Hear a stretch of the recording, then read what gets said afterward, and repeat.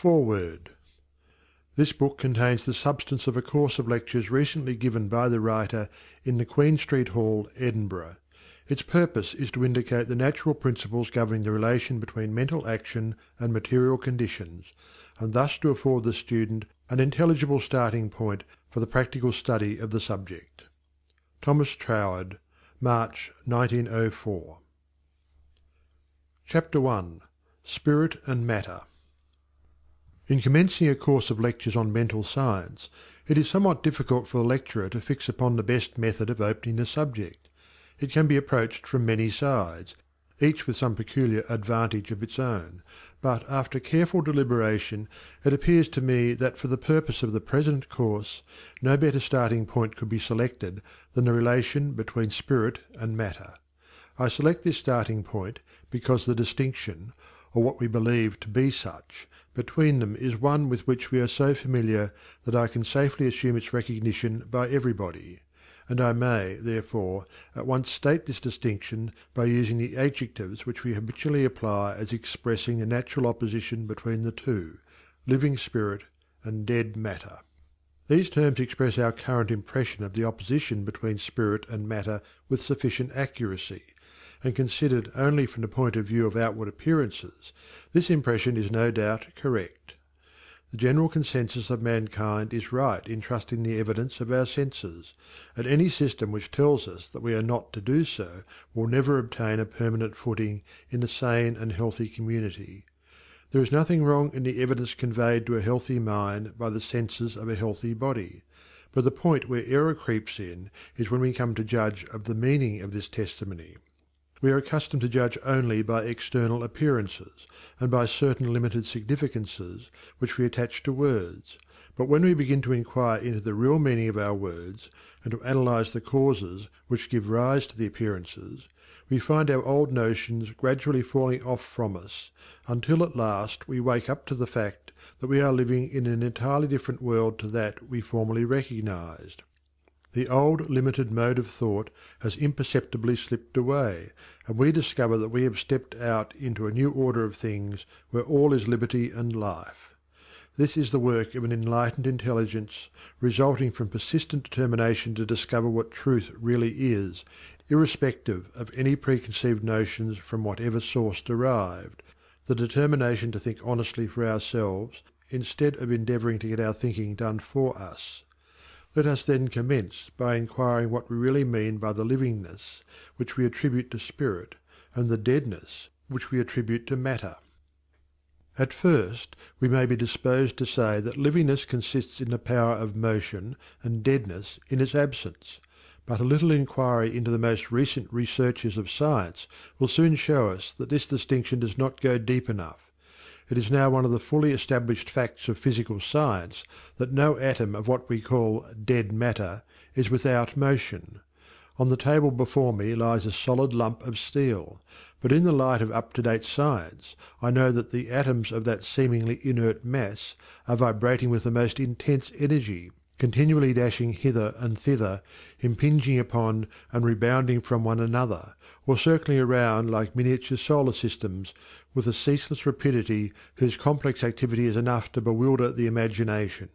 The mass, as a mass, may lie inert upon the table, but so far from being destitute of the element of motion, it is the abode of the never-tiring energy moving the particles with a swiftness to which the speed of an express train is as nothing. It is, therefore, not the mere fact of motion that is at the root of the distinction which we draw instinctively between spirit and matter. We must go deeper than that. The solution of the problem will never be found by comparing life with what we call deadness, and the reason for this will become apparent later on. But the true key is to be found by comparing one degree of livingness with another. There is, of course, one sense in which the quality of livingness does not admit of degrees, but there is another sense in which it is entirely a question of degree. We have no doubt as to the livingness of a plant, but we realize that it is something very different from the livingness of an animal. Again, what average boy would not prefer a fox terrier to a goldfish for a pet? Or again, why is it that the boy himself is an advance upon the dog? The plant, the fish, the dog, and the boy are all equally alive, but there is a difference in the quality of their livingness about which no one can have any doubt. And no one would hesitate to say that this difference is in the degree of intelligence. In whatever way we turn the subject, we shall always find that what we call the livingness of any individual life is ultimately measured by its intelligence. It is the possession of greater intelligence that places the animal higher in the scale of being than the plant, the man higher than the animal, the intellectual man higher than the savage. The increased intelligence calls into activity modes of motion of a higher order corresponding to itself. The higher the intelligence, the more completely the mode of motion is under its control, and as we descend in the scale of intelligence, the descent is marked by a corresponding increase in automatic motion, not subject to the control of a self-conscious intelligence. This descent is gradual, from the expanded self-recognition of the highest human personality to that lowest order of visible forms which we speak of as things, and from which self-recognition is entirely absent. We see, then, that the livingness of life consists in intelligence, in other words, in the power of thought, and we may therefore say that the distinctive quality of spirit is thought. And, as the opposite to this, we may say that the distinctive quality of matter is form. We cannot conceive of matter without form. Some form there must be, even though invisible to the physical eye, for matter, to be matter at all, must occupy space, and to occupy any particular space necessarily implies a corresponding form. For these reasons we may lay it down as a fundamental proposition that the distinctive quality of spirit is thought, and the distinctive quality of matter is form. This is a radical distinction from which important consequences follow, and should, therefore, be carefully noted by the student.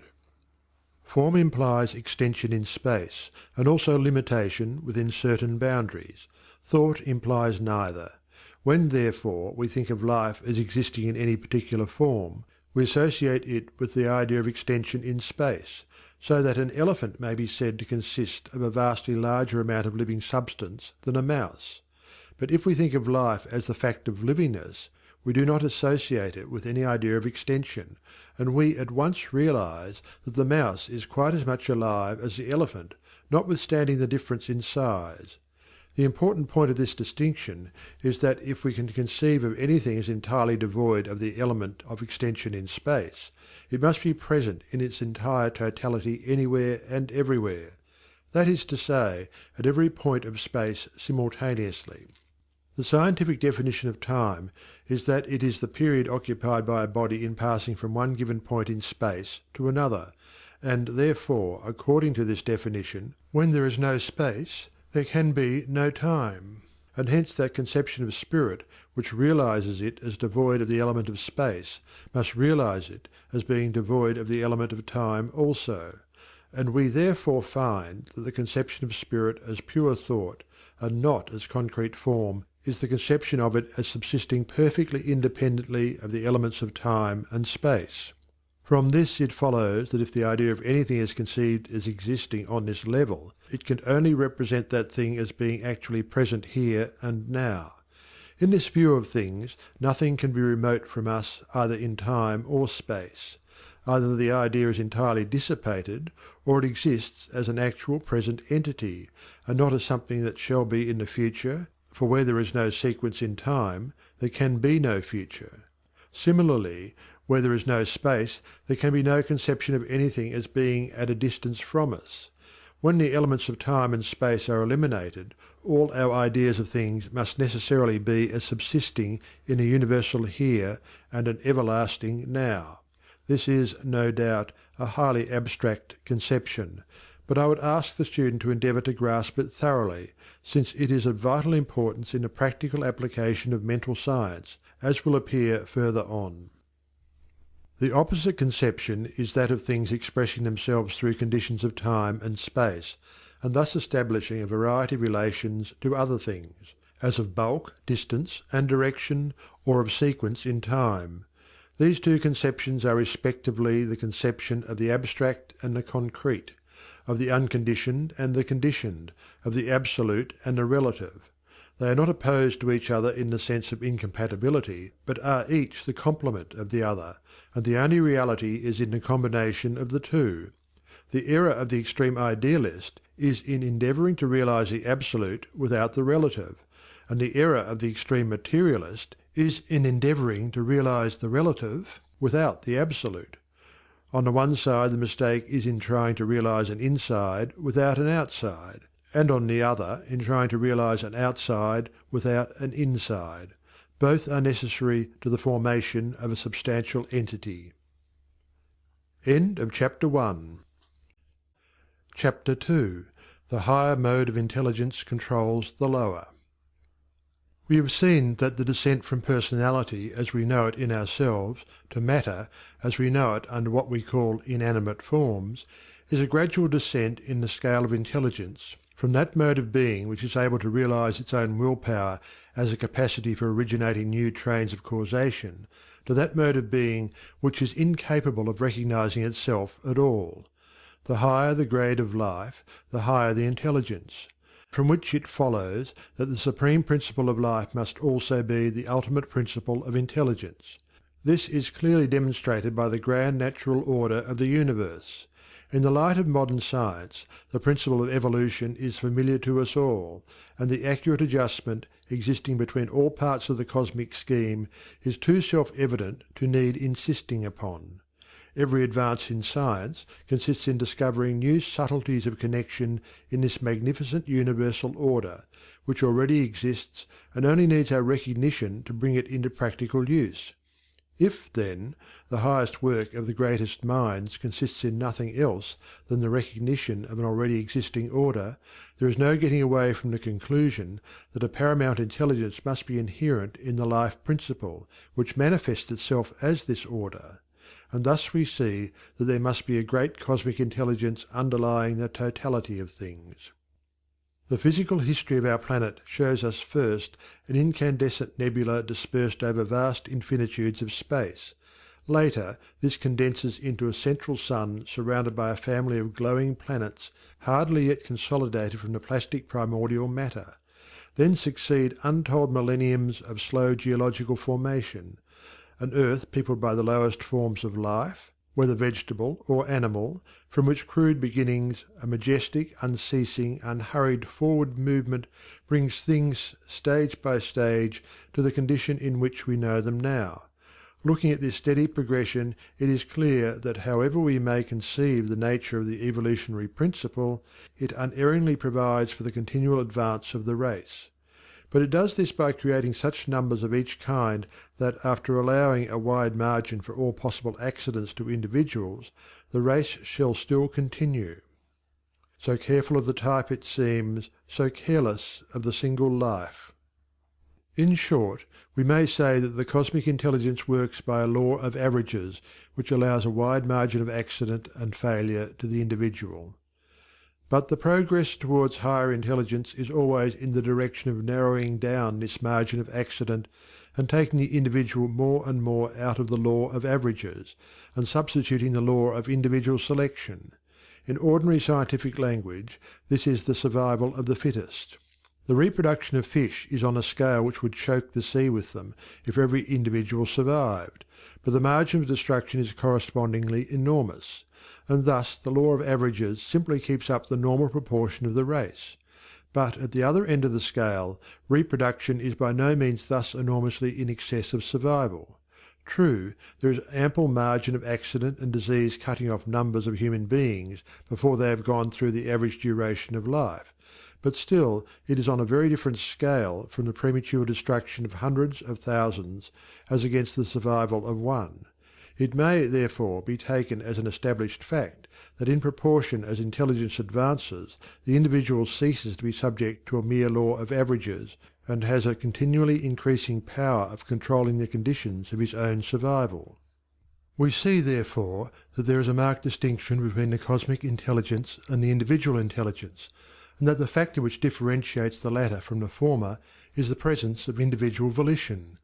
Now the business of mental science is to ascertain the relation of this individual power of volition to the great cosmic law which provides for the maintenance and advancement of the race, And the point to be carefully noted is that the power of individual volition is itself the outcome of the cosmic evolutionary principle at the point where it reaches its highest level. The effort of nature has always been upwards from the time when only the lowest forms of life peopled the globe, and it has now culminated in the production of a being with a mind capable of abstract reasoning and a brain fitted to be the physical instrument of such a mind.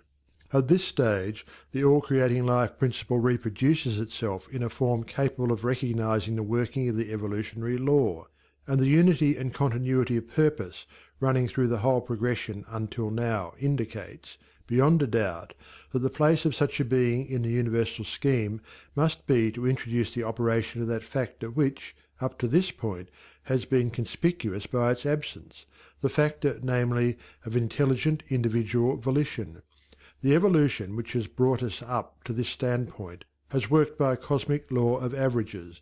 It has been a process in which the individual himself has not taken a conscious part. But because he is what he is, and leads the van of the evolutionary procession, if man is to evolve further, it can now only be by his own conscious cooperation with the law, which has brought him up to the standpoint where he is able to realize that such a law exists. His evolution in the future must be by conscious participation in the great work, and this can only be effected by his own individual intelligence and effort. It is a process of intelligent growth. No one else can grow for us. We must each grow for ourselves, and this intelligent growth consists in our increasing recognition of the universal law, which has brought us as far as we have yet got, and of our own individual relation to that law, based upon the fact that we ourselves are the most advanced product of it. It is a great maxim that nature obeys us precisely in proportion as we first obey nature. Let the electrician try to go counter to the principle that electricity must always pass from a higher to a lower potential, and he will effect nothing. But let him submit in all things to this one fundamental law, and he can make whatever particular applications of electrical power he will. These considerations show us that what differentiates the higher from the lower degree of intelligence is the recognition of its own selfhood, and the more intelligent that recognition is, the greater will be the power. The lower degree of self-recognition is that which only realizes itself as an entity separate from all other entities, as the ego distinguished from the non-ego. But the higher degree of self-recognition is that which, realizing its own spiritual nature, sees in all other forms not so much the non-ego, or that which is not itself, as the alter ego, or that which is itself in a different mode of expression. Now, it is this higher degree of self-recognition that is the power by which the mental scientist produces his results. For this reason, it is imperative that he should clearly understand the difference between form and being, that the one is the mode of the relative, and the mark of subjection to conditions, and that the other is the truth of the absolute, and is that which controls conditions. Now this higher recognition of self as an individualization of pure spirit must of necessity control all modes of spirit which have not yet reached the same level of self-recognition. These lower modes of spirit are in bondage to the law of their own being, because they do not know the law, and therefore the individual who has attained to this knowledge can control them through that law. But to understand this we must inquire a little further into the nature of spirit. I have already shown that the grand scale of adaptation and adjustment of all parts of the cosmic scheme to one another exhibits the presence somewhere of a marvellous intelligence underlying the whole, and the question is, where is this intelligence to be found? Ultimately we can only conceive of it as inherent in some primordial substance which is the root of all those grosser modes of matter which are known to us, whether visible to the physical eye or necessarily inferred by science from their perceptible effects. It is that power which in every species and in every individual becomes that which that species or individual is, and thus we can only conceive of it as a self-forming intelligence inherent in the ultimate substance of which each thing is a particular manifestation. That this primordial substance must be considered as self-forming by an inherent intelligence abiding in itself becomes evident from the fact that intelligence is the essential quality of spirit, and if we were to conceive of the primordial substance as something apart from spirit, then we should have to postulate some other power which is neither spirit nor matter, and originates both, but this is only putting the idea of a self-evolving power a step further back, and asserting the production of a lower grade of undifferentiated spirit by a higher, which is both a purely gratuitous assumption and a contradiction of any idea we can form of undifferentiated spirit at all. However far back, therefore, we may relegate the original starting point, we cannot avoid the conclusion that at some point spirit contains the primary substance in itself, which brings us back to the common statement that it made everything out of nothing. We thus find two factors to the making of all things, spirit and nothing, and the addition of nothing to spirit leaves only spirit. X plus 0 equals X. From these considerations we see that the ultimate foundation of every form of matter is spirit, and hence that a universal intelligence subsists throughout nature inherent in every one of its manifestations. But this cryptic intelligence does not belong to the particular form except in the measure in which it is physically fitted for its concentration into self-recognizing individuality. It lies hidden in that primordial substance of which the visible form is a grosser manifestation. This primordial substance is a philosophical necessity, and we can only picture it to ourselves as something infinitely finer than the atoms which are themselves a philosophical inference of physical science. Still, for want of a better word, we may conveniently speak of this primary intelligence, inherent in the very substance of things, as the atomic intelligence. The term may, perhaps, be open to some objections, but it will serve our present purpose as distinguishing this mode of spirit's intelligence from that of the opposite pole or individual intelligence.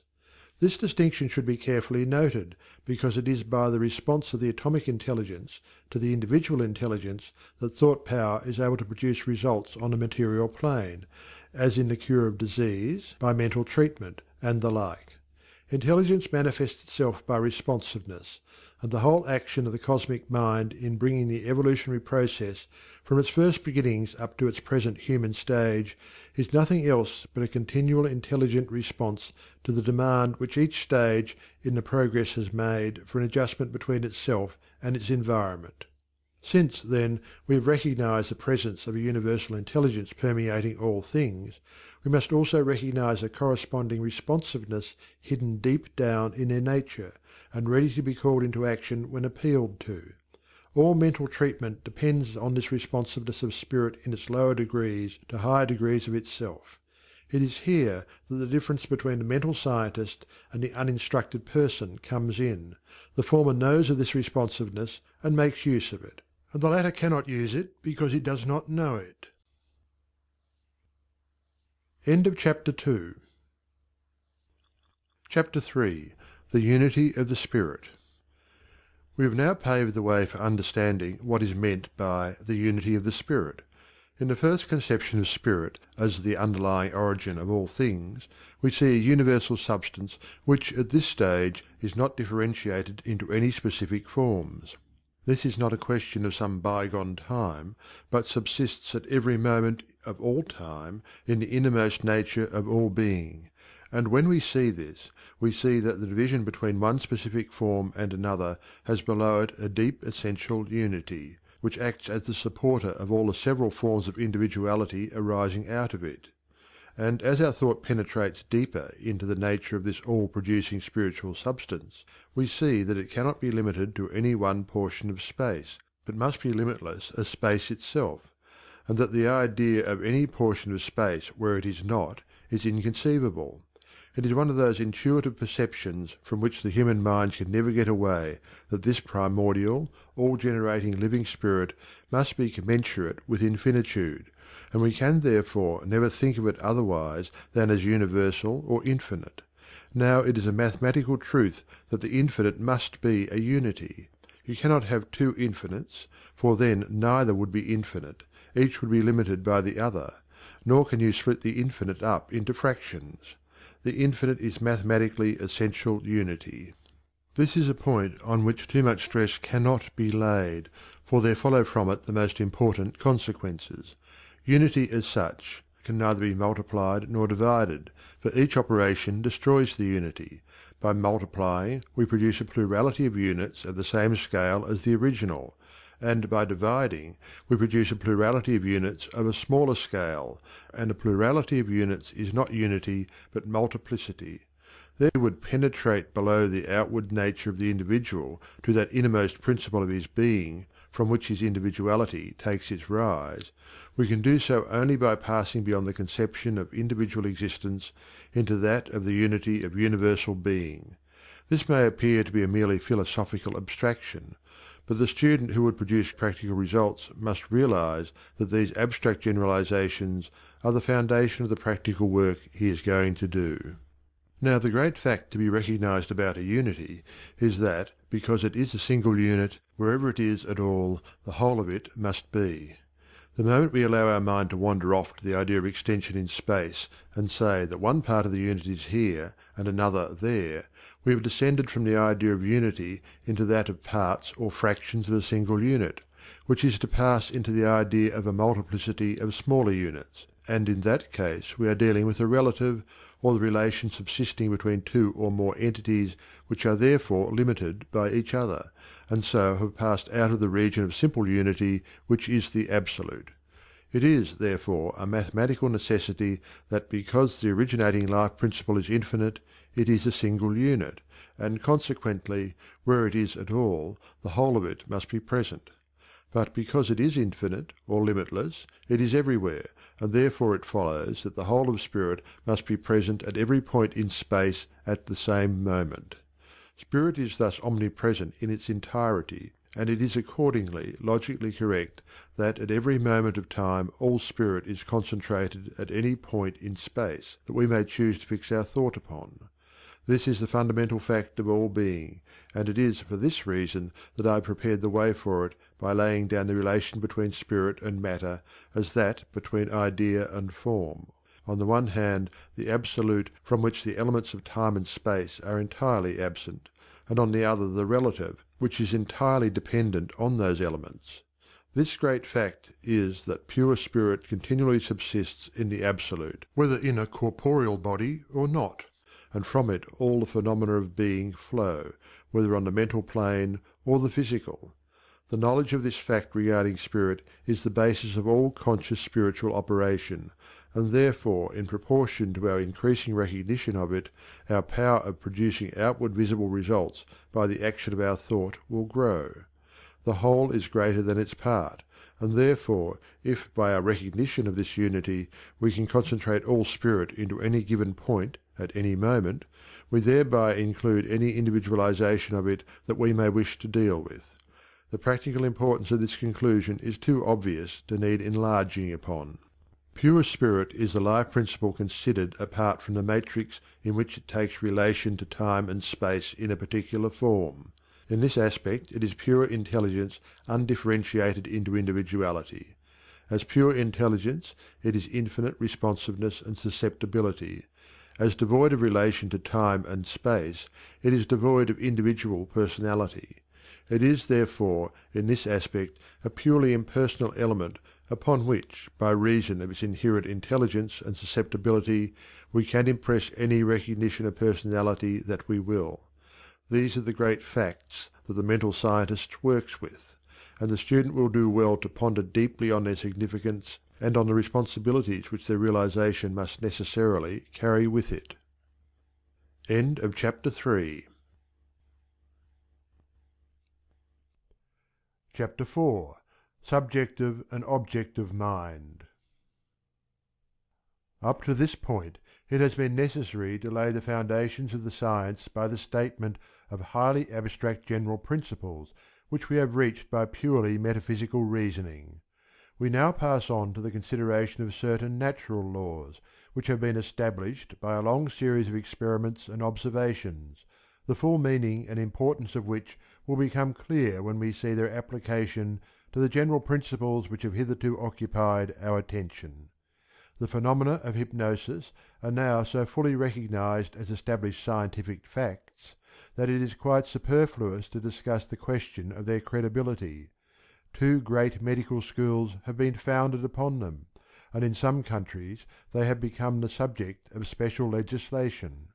The question before us at the present day is, not as to the credibility of the facts, but as to the proper inferences to be drawn from them, and a correct apprehension of these inferences is one of the most valuable aids to the mental scientist, for it confirms the conclusions of purely a priori reasoning by an array of experimental instances which places the correctness of those conclusions beyond doubt. The great truth which the science of hypnotism has brought to light is the dual nature of the human mind. Much conflict exists between different writers as to whether this duality results from the presence of two actually separate minds in the one man, or in the action of the same mind in the employment of different functions. This is one of those distinctions without a difference which is so prolific a source of hindrance to the opening out of truth. A man must be a single individuality to be a man at all, and so the net result is the same whether we conceive of his varied modes of mental action as proceeding from a set of separate minds strung, so to speak, on the thread of his one individuality and each adapted to a particular use, or as varied functions of a single mind. In either case we are dealing with a single individuality, and how we may picture the wheel work of the mental mechanism is merely a question of what picture will bring the nature of its action home to us most clearly.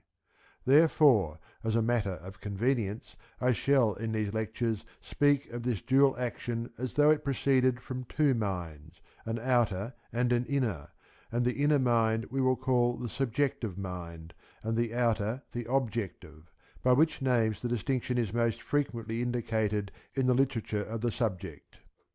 A long series of careful experiments by highly trained observers, some of them men of world-wide reputation, has fully established certain remarkable differences between the action of the subjective and that of the objective mind, which may be briefly stated as follows. The subjective mind is only able to reason deductively and not inductively, while the objective mind can do both. Deductive reasoning is the pure syllogism which shows why a third proposition must necessarily result if two others are assumed, but which does not help us to determine whether the two initial statements are true or not. To determine this is the province of inductive reasoning, which draws its conclusions from the observation of a series of facts. The relation of the two modes of reasoning is that, first by observing a sufficient number of instances, we inductively reach the conclusion that a certain principle is of general application, and then we enter upon the deductive process by assuming the truth of this principle and determining what result must follow in a particular case on the hypothesis of its truth. Thus deductive reasoning proceeds on the assumption of the correctness of certain hypotheses or suppositions with which it sets out. It is not concerned with the truth or falsity of those suppositions, but only with the question as to what results must necessarily follow supposing them to be true. Inductive reasoning, on the other hand, is the process by which we compare a number of separate instances with one another until we see the common factor that gives rise to them all. Induction proceeds by the comparison of facts, and deduction by the application of universal principles. Now it is the deductive method only which is followed by the subjective mind. Innumerable experiments on persons in a hypnotic state have shown that the subjective mind is utterly incapable of making the selection and comparison which are necessary to the inductive process, but will accept any suggestion, however false, but having once accepted any suggestion, it is strictly logical in deducing the proper conclusions from it, and works out every suggestion to the minutest fraction of the results which flow from it. As a consequence of this, it follows that the subjective mind is entirely under the control of the objective mind. With the utmost fidelity it reproduces and works out to its final consequences whatever the objective mind impresses upon it. And the facts of hypnotism show that ideas can be impressed on the subjective mind by the objective mind of another as well as by that of its own individuality. This is a most important point, for it is on this amenability to suggestion by the thought of another that all the phenomena of healing, whether present or absent, of telepathy and the like, depend. Under the control of the practised hypnotist, the very personality of the subject becomes changed for the time being. He believes himself to be whatever the operator tells him he is. He is a swimmer breasting the waves, a bird flying in the air, a soldier in the tumult of battle, an Indian stealthily tracking his victim. In short, for the time being, he identifies himself with any personality that is impressed upon him by the will of the operator, and acts the part with inimitable accuracy. But the experiments of hypnotism go further than this, and show the existence in the subjective mind of powers far transcending any exercised by the objective mind through the medium of the physical senses: powers of thought reading, of thought transference, of clairvoyance, and the like, all of which are frequently manifested when the patient is brought into the higher mesmeric state, and we have thus experimental proof of the existence in ourselves of transcendental faculties the full development and conscious control of which would place us in a perfectly new sphere of life. But it should be noted that the control must be our own, and not that of any external intelligence, whether in the flesh or out of it. But perhaps the most important fact which hypnotic experiments have demonstrated is that the subjective mind is the builder of the body. The subjective entity in the patient is able to diagnose the character of the disease from which he is suffering, and to point out suitable remedies, indicating a physiological knowledge exceeding that of the most highly trained physicians, and also a knowledge of the correspondences between diseased conditions of the bodily organs and the material remedies which can afford relief. And from this it is but a step further to those numerous instances in which it entirely dispenses with the use of material remedies, and itself works directly on the organism, so that complete restoration to health follows as the result of the suggestions of perfect soundness made by the operator to the patient while in the hypnotic state. Now, these are facts fully established by hundreds of experiments conducted by a variety of investigators in different parts of the world, and from them we may draw two inferences of the highest importance: one, that the subjective mind is in itself absolutely impersonal, and the other that it is the builder of the body, or, in other words, it is the creative power in the individual. That it is impersonal in itself is shown by its readiness to assume any personality the hypnotist chooses to impress upon it, and the unavoidable inference is that its realization of personality proceeds from its association with a particular objective mind of its own individuality. Whatever personality the objective mind impresses upon it, that personality it assumes and acts up to. And since it is the builder of the body, it will build a body in correspondence with the personality thus impressed upon it. These two laws of the subjective mind form the foundation of the axiom that our body represents the aggregate of our beliefs. If our fixed belief is that the body is subject to all sorts of influences beyond our control, and that this, that, or the other symptom shows that such an uncontrollable influence is at work upon us, then this belief is impressed upon the subjective mind, which, by the law of its nature, accepts it without question, and proceeds to fashion bodily conditions in accordance with this belief. Again, if our fixed belief is that certain material remedies are the only means of cure, then we find in this belief the foundation of all medicine. There is nothing unsound in the theory of medicine. It is the strictly logical correspondence with the measure of knowledge which those who rely on it are as yet able to assimilate, and it acts accurately in accordance with their belief that in a large number of cases medicine will do good, but also in many instances it fails. Therefore, for those who have not yet reached a more interior perception of the law of nature, the healing agency of medicine is the most valuable aid to the alleviation of physical maladies. The error to be combated is not the belief that in its own way medicine is capable of doing good, but the belief that there is no higher or better way.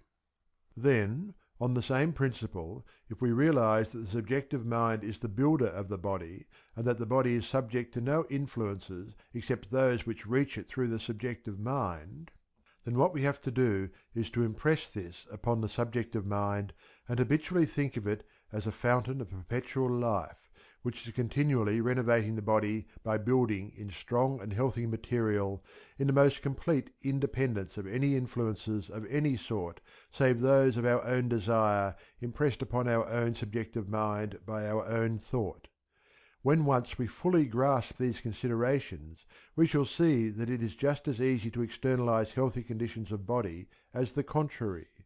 Practically, the process amounts to a belief in our own power of life, and since this belief, if it be thoroughly domiciled within us, will necessarily produce a correspondingly healthy body, we should spare no pains to convince ourselves that there are sound and reasonable grounds for holding it. To afford a solid basis for this conviction is the purpose of mental science. End of Chapter 4. Chapter 5. Further considerations regarding subjective and objective mind. All intelligent consideration of the phenomena of hypnotism will show us that what we call a hypnotic state is the normal state of the subjective mind. It always conceives of itself in accordance with some suggestion conveyed to it, either consciously or unconsciously, to the mode of objective mind which governs it, and it gives rise to corresponding external results. The abnormal nature of the conditions induced by experimental hypnotism is in the removal of the normal control held by the individual's own objective mind over his subjective mind, and the substitution of some other control for it, and thus we may say that the normal characteristic of the subjective mind is its perpetual action in accordance with some sort of suggestion. It becomes therefore a question of the highest importance to determine in every case what the nature of the suggestion shall be and from what source it shall proceed. But before considering the sources of suggestion we must realize more fully the place taken by subjective mind in the order of nature. If the student has followed what has been said regarding the presence of intelligent spirit pervading all space and permeating all matter, he will now have little difficulty in recognizing this all-pervading spirit as universal subjective mind.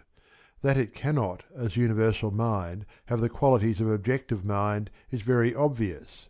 The universal mind is the creative power throughout nature, and as the originating power it must first give rise to the various forms in which objective mind recognizes its own individuality, before these individual minds can react upon it.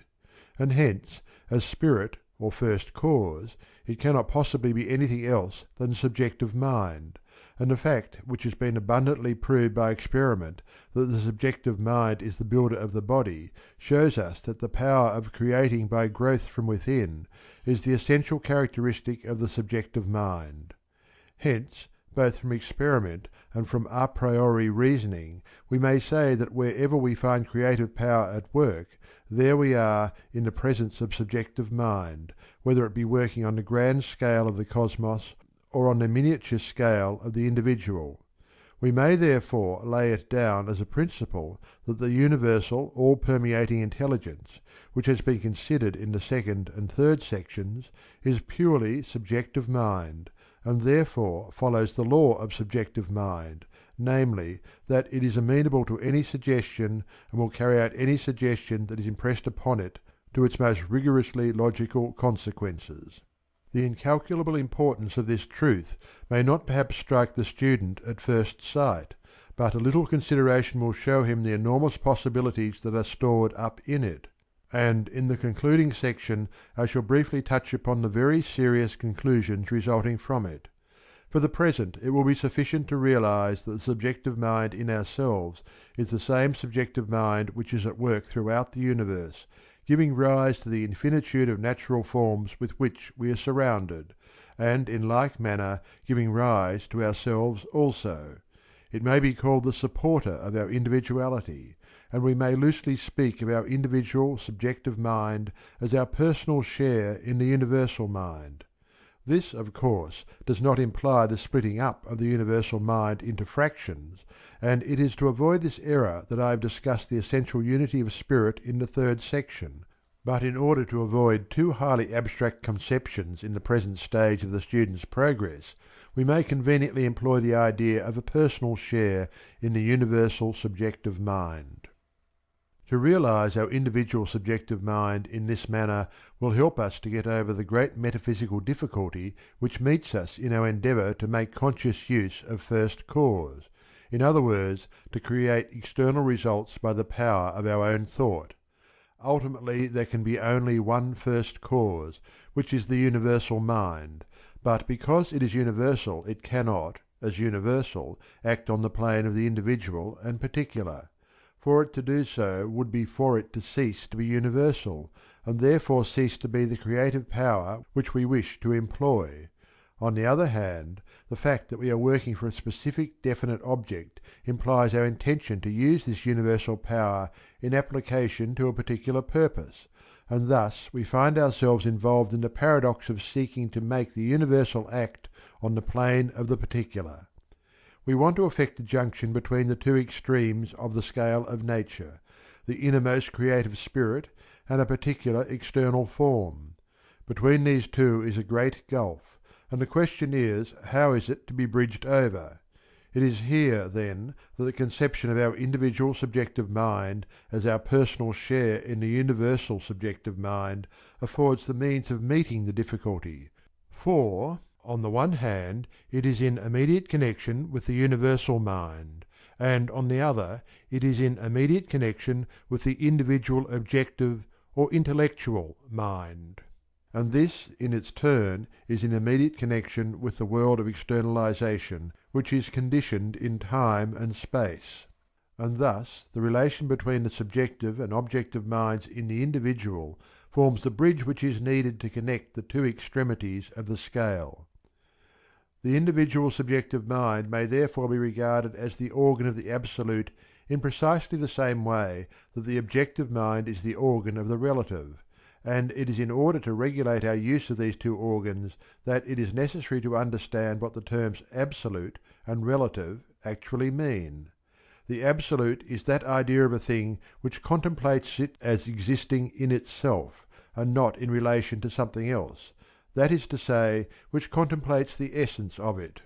And the relative is that idea of a thing which contemplates it as related to other things, that is to say, as circumscribed by a certain environment.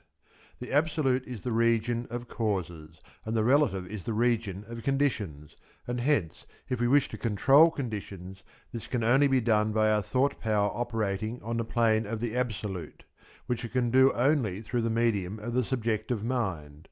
The conscious use of the creative power of thought consists in the attainment of the power of thinking in the absolute, and this can only be attained by a clear conception of the interaction between our different mental functions. For this purpose the student cannot too strongly impress upon himself that subjective mind, on whatever scale, is intensely sensitive to suggestion, and as creative power works accurately to the externalization of that suggestion which is most deeply impressed upon it. If, then, we would take any idea out of the realm of the relative, where it is limited and restricted by conditions imposed upon it through surrounding circumstances, and transfer it to the realm of the absolute, where it is not thus limited, a right recognition of our mental constitution will enable us to do this by a clearly defined method. The object of our desire is necessarily first conceived by us as bearing some relation to existing circumstances, which may or may not appear favourable to it, and what we want to do is to eliminate the element of contingency and attain something which is certain in itself. To do this is to work upon the plane of the absolute, and for this purpose we must endeavour to impress upon our subjective mind the idea of that which we desire, quite apart from any conditions.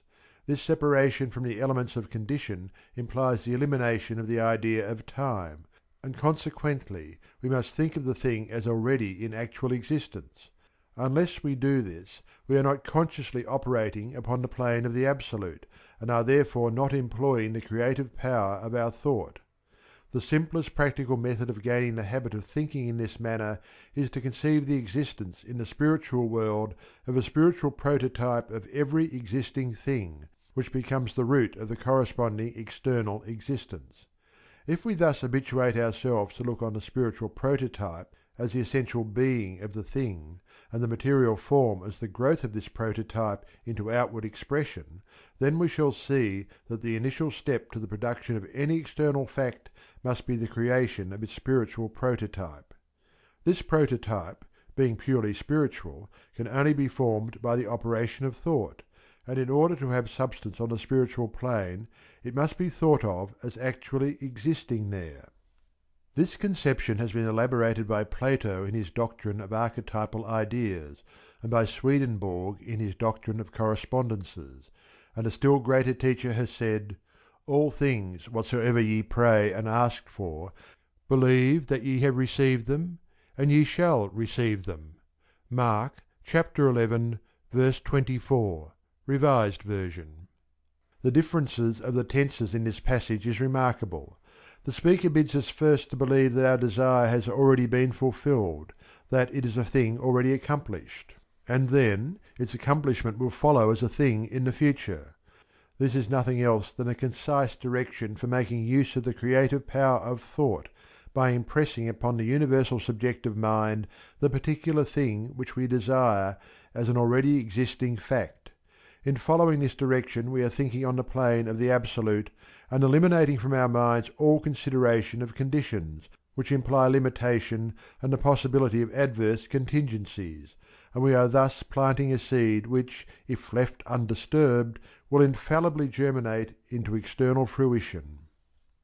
By thus making intelligent use of our subjective mind, we, so to speak, create a nucleus, which is no sooner created than it begins to exercise an attractive force, drawing to itself material of a like character with its own, and if this process is allowed to go on undisturbed, it will continue until an external form corresponding to the nature of the nucleus comes out into manifestation on the plane of the objective and relative. This is the universal method of nature on every plane. Some of the most advanced thinkers in modern physical science, in the endeavour to probe the great mystery of the first origin of the world, have postulated the formation of what they call vortex rings, formed from an infinitely fine primordial substance. They tell us that if such a ring be once formed on the minutest scale and set rotating, then, since it would be moving in pure ether and subject to no friction, it must, according to all known laws of physics, be indestructible and its motion perpetual.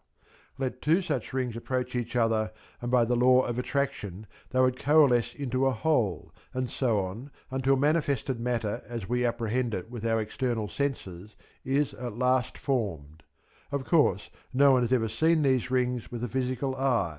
They are one of those abstractions which result if we follow out the observed law of physics and the unavoidable sequences of mathematics to their necessary consequences. We cannot account for the things we can see unless we assume the existence of other things, which we cannot. And the vortex theory is one of those assumptions. This theory has not been put forward by mental scientists, but by purely physical scientists as the ultimate conclusion to which their researches have led them, and this conclusion is that all the innumerable forms of nature have their origin in the infinitely minute nucleus of the vortex ring, by whatever means the vortex ring may have received its initial impulse, a question with which physical science, as such, is not concerned. As the vortex theory accounts for the formation of the inorganic world, so does biology account for the formation of the living organism. That also has its origin in a primary nucleus, which, as soon as it is established, operates as a centre of attraction for the formation of all those physical organs of which the perfect individual is composed. The science of embryology shows that this rule holds good without exception throughout the whole range of the animal world, including man, and botany shows the same principle at work throughout the vegetable world. All branches of physical science demonstrate the fact that every completed manifestation, of whatever kind and on whatever scale, is started by the establishment of a nucleus, infinitely small but endowed with an unquenchable energy of attraction, causing it to steadily increase in power and definiteness of purpose, until the process of growth is completed and the matured form stands out as an accomplished fact. Now, if this be the universal method of nature, there is nothing unnatural in supposing that it must begin its operation at a stage further back than the formation of the material nucleus. As soon as that is called into being, it begins to operate by the law of attraction on the material plane. But what is the force which originates the material nucleus? Let a recent work on physical science give us the answer. In its ultimate essence, energy may be incomprehensible by us except as an exhibition of the direct operation of that which we call mind or will. The quotation is from a course of lectures on Waves in Water, Air and Ether, delivered in 1902 at the Royal Institution by J. A. Fleming. Here, then, is the testimony of physical science that the originating energy is mind or will, and we are, therefore, not only making a logical deduction from certain unavoidable intuitions of the human mind, but are also following on the lines of the most advanced physical science when we say that the action of mind plants that nucleus which, if allowed to go undisturbed, will eventually attract to itself all the conditions necessary for its manifestation in outward visible form. Now the only action of mind is thought, and it is for this reason that by our thoughts we create corresponding external conditions, because we thereby create the nucleus which attracts to itself its own correspondences in due order, until the finished work is manifested on the external plane. This is according to the strictly scientific conception of the universal law of growth, and we may therefore briefly sum up the whole argument by saying that our thought of anything forms a spiritual prototype of it, thus constituting a nucleus or centre of attraction for all conditions necessary to its eventual externalization by a law of growth inherent in the prototype itself. End of chapter 5. Chapter 6. The Law of Growth. A correct understanding of the law of growth is of the highest importance to the student of mental science. The great fact to be realized regarding nature is that it is natural. We may pervert the order of nature, but it will prevail in the long run, returning, as Horace says, by the back door, even though we drive it out with a pitchfork. And the beginning, the middle, and the end of the law of nature is the principle of growth from a vitality inherent in the entity itself. If we realize this from the outset, we shall not undo our own work by endeavoring to force things to become that which by their own nature they are not. For this reason, when the Bible says, "He who believeth shall not make haste," it is enunciating a great natural principle, that success depends on our using and not opposing the universal law of growth. No doubt the greater the vitality we put into the germ, which we have agreed to call the spiritual prototype, the quicker it will germinate. But this is simply because by a more realizing conception we put more growing power into the seed than we do by a feebler conception. Our mistakes always eventually resolve themselves into distrusting the law of growth. Either we fancy we can hasten it by some exertion of our own from without, and are thus led into hurry and anxiety, not to say sometimes into the employment of grievously wrong methods; or else we give up all hope and so deny the germinating power of the seed we have planted. The result in either case is the same, for in either case we are in effect forming a fresh spiritual prototype of an opposite character to our desire, which therefore neutralizes the one first formed, and disintegrates it and usurps its place. The law is always the same, that our thought forms a spiritual prototype, which, if left undisturbed, will reproduce itself in external circumstances. The only difference is in the sort of prototype we form, and thus evil is brought to us by precisely the same law as good. These considerations will greatly simplify our ideas of life. We have no longer to consider two forces, but only one, as being the cause of all things, the difference between good and evil resulting simply from the direction in which this force is made to flow. It is a universal law that if we reverse the action of a cause, we at the same time reverse the effect. With the same apparatus we can commence by mechanical motion that will generate electricity, or we can commence with electricity which will generate mechanical motion. Or, to take a simple arithmetical instance, if 10 divided by 2 equals 5, then 10 divided by 5 equals 2. And therefore if we once recognize the power of thought to produce any results at all, we shall see that the law by which negative thought produces negative results is the same by which positive thought produces positive results. Therefore all our distrust of the law of growth, whether shown in the anxious endeavour to bring pressure to bear from without, or in allowing despair to take the place of cheerful expectation, is reversing the action of the original cause and consequently reversing the nature of the results. It is for this reason that the Bible, which is the most deeply occult of all books, continually lays so much stress upon the efficiency of faith and the destructive influence of unbelief; and in like manner all books on every branch of spiritual science emphatically warn us against the admission of doubt or fear. They are the inversion of the principle which builds up, and they are therefore the principle which pulls down. But the law itself never changes, and it is on the unchangeableness of the law that all mental science is founded. We are accustomed to realize the unchangeableness of natural law in our everyday life, and it should therefore not be difficult to realize that the same unchangeableness of law which obtains on the visible side of nature obtains on the invisible side as well.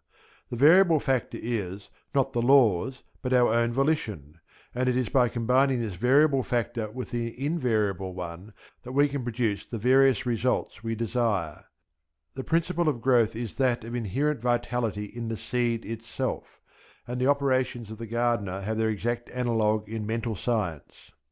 We do not put the self-expansive vitality into the seed, but we must sow it, and we may also, so to speak, water it by quiet concentrated contemplation of our desire as an actually accomplished fact.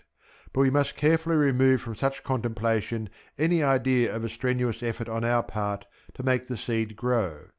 Its efficacy is in helping to keep out those negative thoughts of doubt, which would plant tares among our wheat, and therefore, instead of anything of effort, such contemplation should be accompanied by a feeling of pleasure and restfulness in foreseeing the certain accomplishment of our desires. This is that making our requests known to God with thanksgiving, which St. Paul recommends, and it has its reason in that perfect wholeness of the law of being which only needs our recognition of it to be used by us to any extent we wish. Some people possess the power of visualization, or making mental pictures of things in a greater degree than others, and by such this faculty may advantageously be employed to facilitate their realization of the working of the law. But those who do not possess this faculty in any marked degree need not be discouraged by their want of it, for visualization is not the only way of realizing that the law is at work on the invisible plane.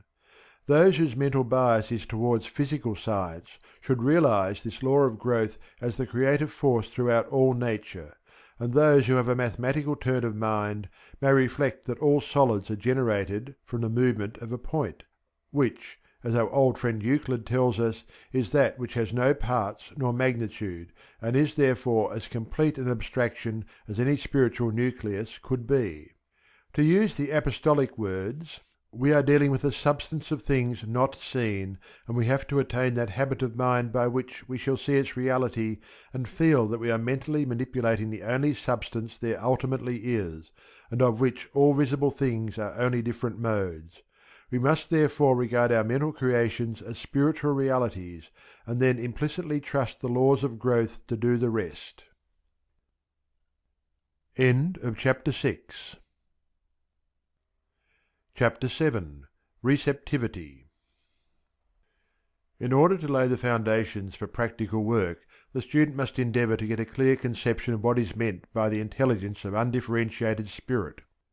We want to grasp the idea of intelligence apart from individuality, an idea which is rather apt to elude us until we grow accustomed to it. It is the failure to realize this quality of spirit that has given rise to all the theological errors that have brought bitterness into the world, and has been prominent amongst the causes which have retarded the true development of mankind. To accurately convey this conception in words is perhaps impossible, and to attempt definition is to introduce that very idea of limitation which it is our object to avoid. It is a matter of feeling rather than of definition, yet some endeavour must be made to indicate the direction in which we must feel for this great truth if we are to find it. The idea is that of realizing personality without that selfhood which differentiates one individual from another. I am not that other because I am myself. This is the definition of individual selfhood.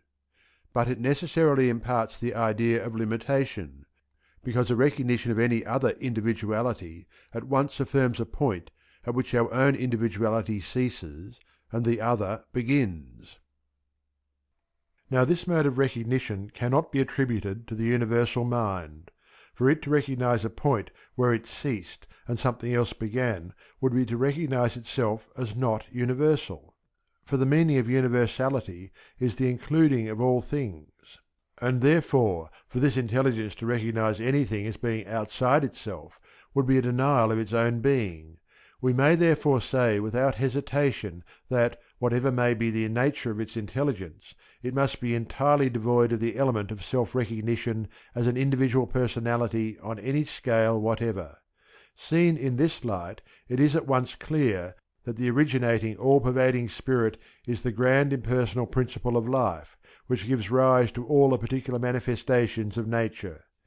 Its absolute impersonalness, in the sense of the entire absence of any consciousness of individual selfhood, is a point on which it is impossible to insist too strongly. The attributing of an impossible individuality to the universal mind is one of the two grand errors which we find sapping the foundations of religion and philosophy in all ages.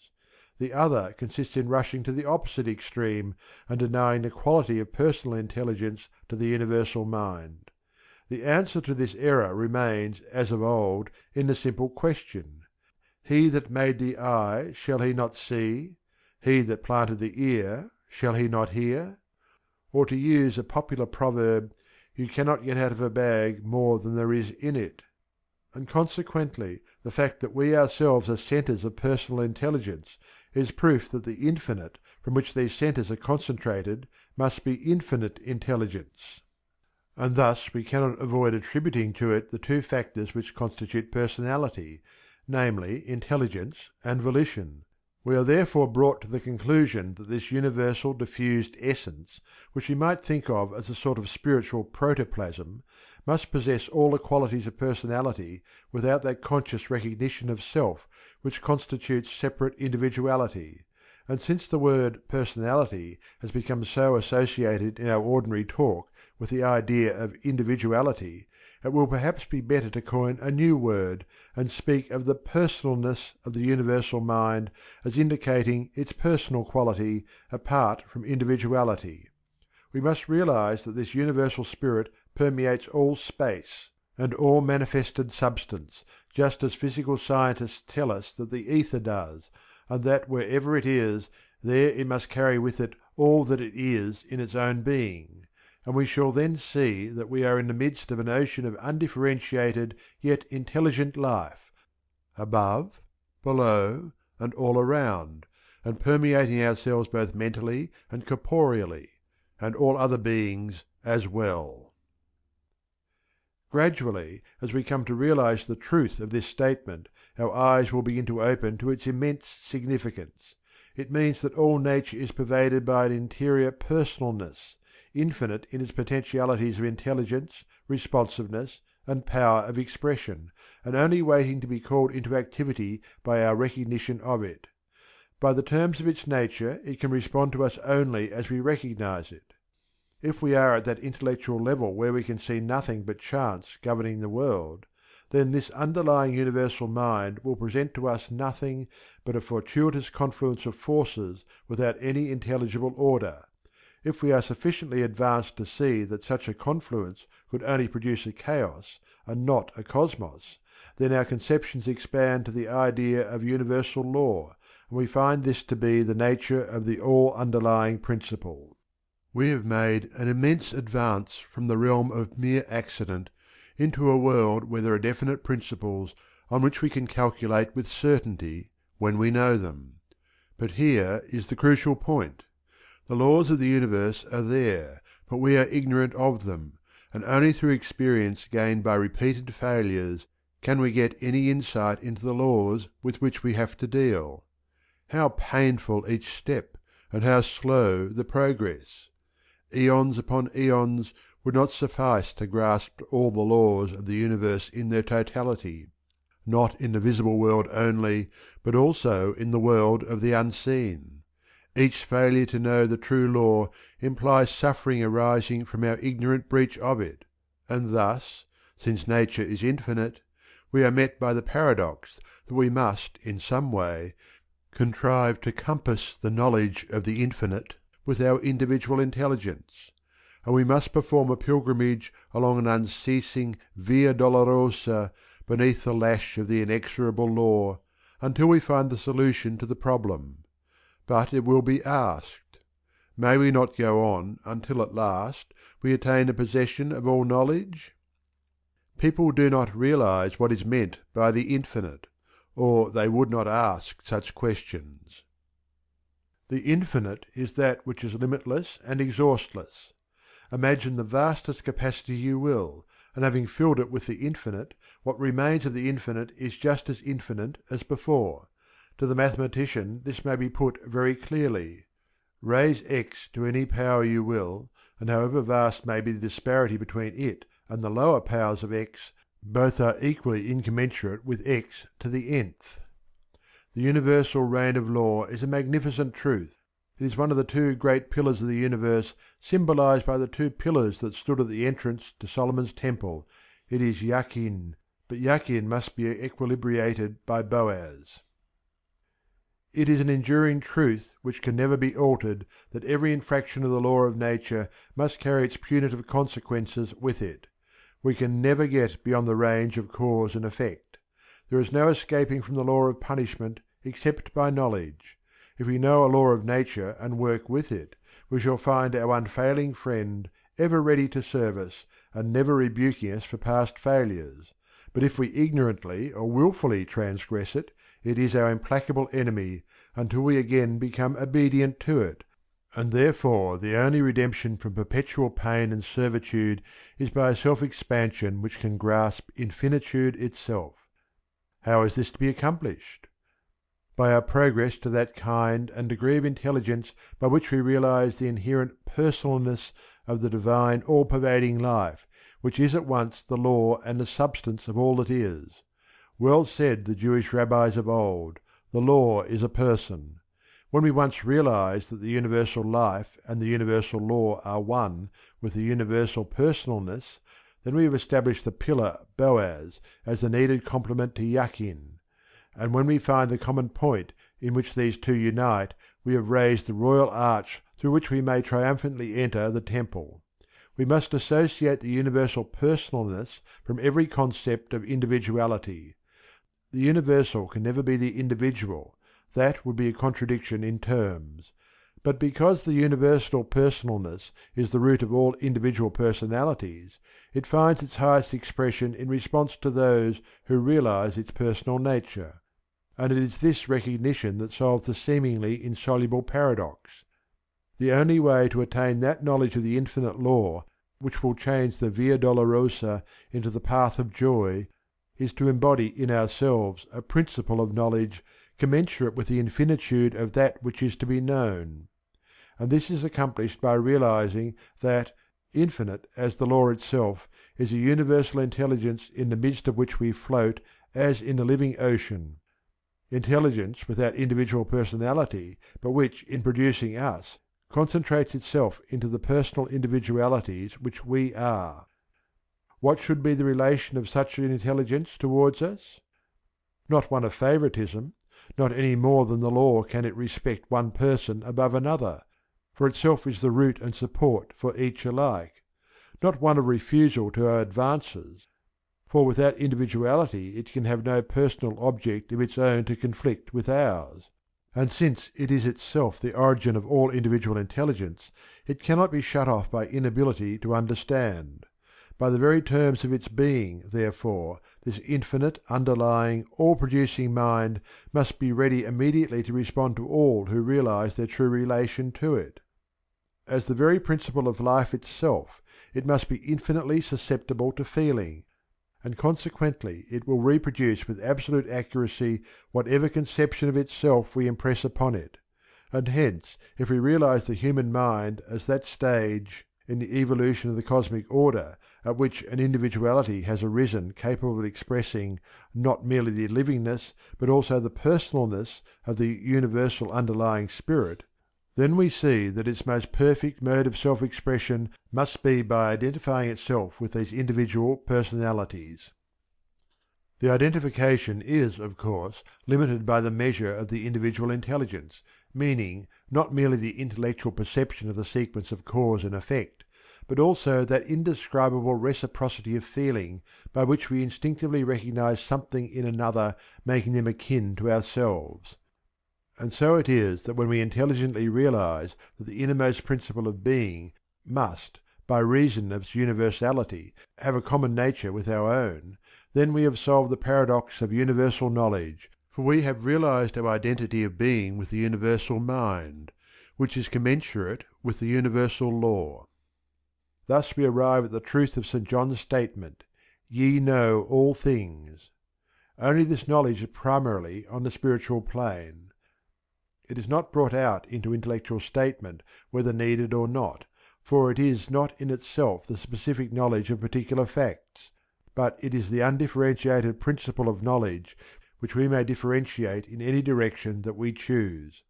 This is a philosophical necessity of the case, for though the action of the individual mind consists in differentiating the universal into particular applications, to differentiate the whole universal would be a contradiction in terms, and so, because we cannot exhaust the infinite, our possession of it must consist in our power to differentiate it as the occasion may require, the only limit being that which we ourselves assign to the manifestation. In this way, then, the recognition of the community of personality between ourselves and the universal undifferentiated spirit, which is the root and substance of all things, solves the question of our release from the iron grasp of an inflexible law, not by abrogating the law, which would mean the annihilation of all things, but by producing in us an intelligence equal in affinity with the universal law itself, and thus enabling us to apprehend and meet the requirements of the law in each particular as it arises. In this way the cosmic intelligence becomes individualized, and the individual intelligence becomes universalized. The two become one, and in proportion as this unity is realized and acted on, it will be found that the law, which gives rise to all outward conditions, whether of body or of circumstances, becomes more and more clearly understood, and can therefore be more freely made use of, so that by steady, intelligent endeavour to unfold upon these lines we may reach degrees of power to which it is impossible to assign any limits. The student who would understand the rationale of the unfoldment of his own possibilities must make no mistake here. He must realize that the whole process is that of bringing the universal within the grasp of the individual by raising the individual to the level of the universal, and not vice versa. It is a mathematical truism that you cannot contract the infinite, and that you can expand the individual, and it is precisely on these lines that evolution works.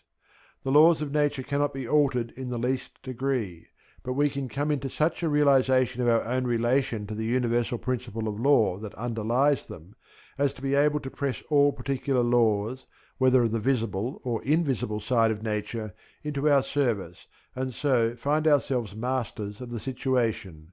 This is to be accomplished by knowledge, and the only knowledge which will effect this purpose in all its measureless immensity is the knowledge of the personal element in universal spirit in its reciprocity to our own personality.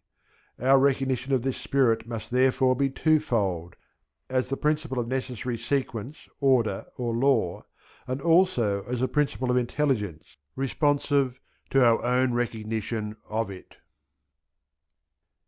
End of Chapter 7. Chapter 8. Reciprocal action of the universal and individual minds.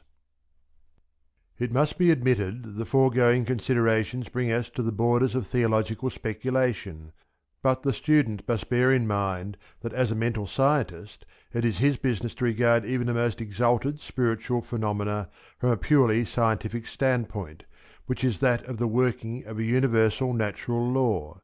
If he thus simply deals with the facts as he finds them, there is little doubt that the true meaning of many theological statements will become clear to him, but he will do well to lay it down as a general rule that it is not necessary either to the use or understanding of any law, whether on the personal or impersonal side of nature, that we should give a theological explanation of it. Although, therefore, the personal quality inherent in the universal underlying spirit, which is present in all things, cannot be too strongly insisted upon, we must remember that in dealing with it we are still dealing with a purely natural power which reappears at every point with protean variety of form, whether as person, animal, or thing. In each case what it becomes to any individual is exactly measured by that individual's recognition of it.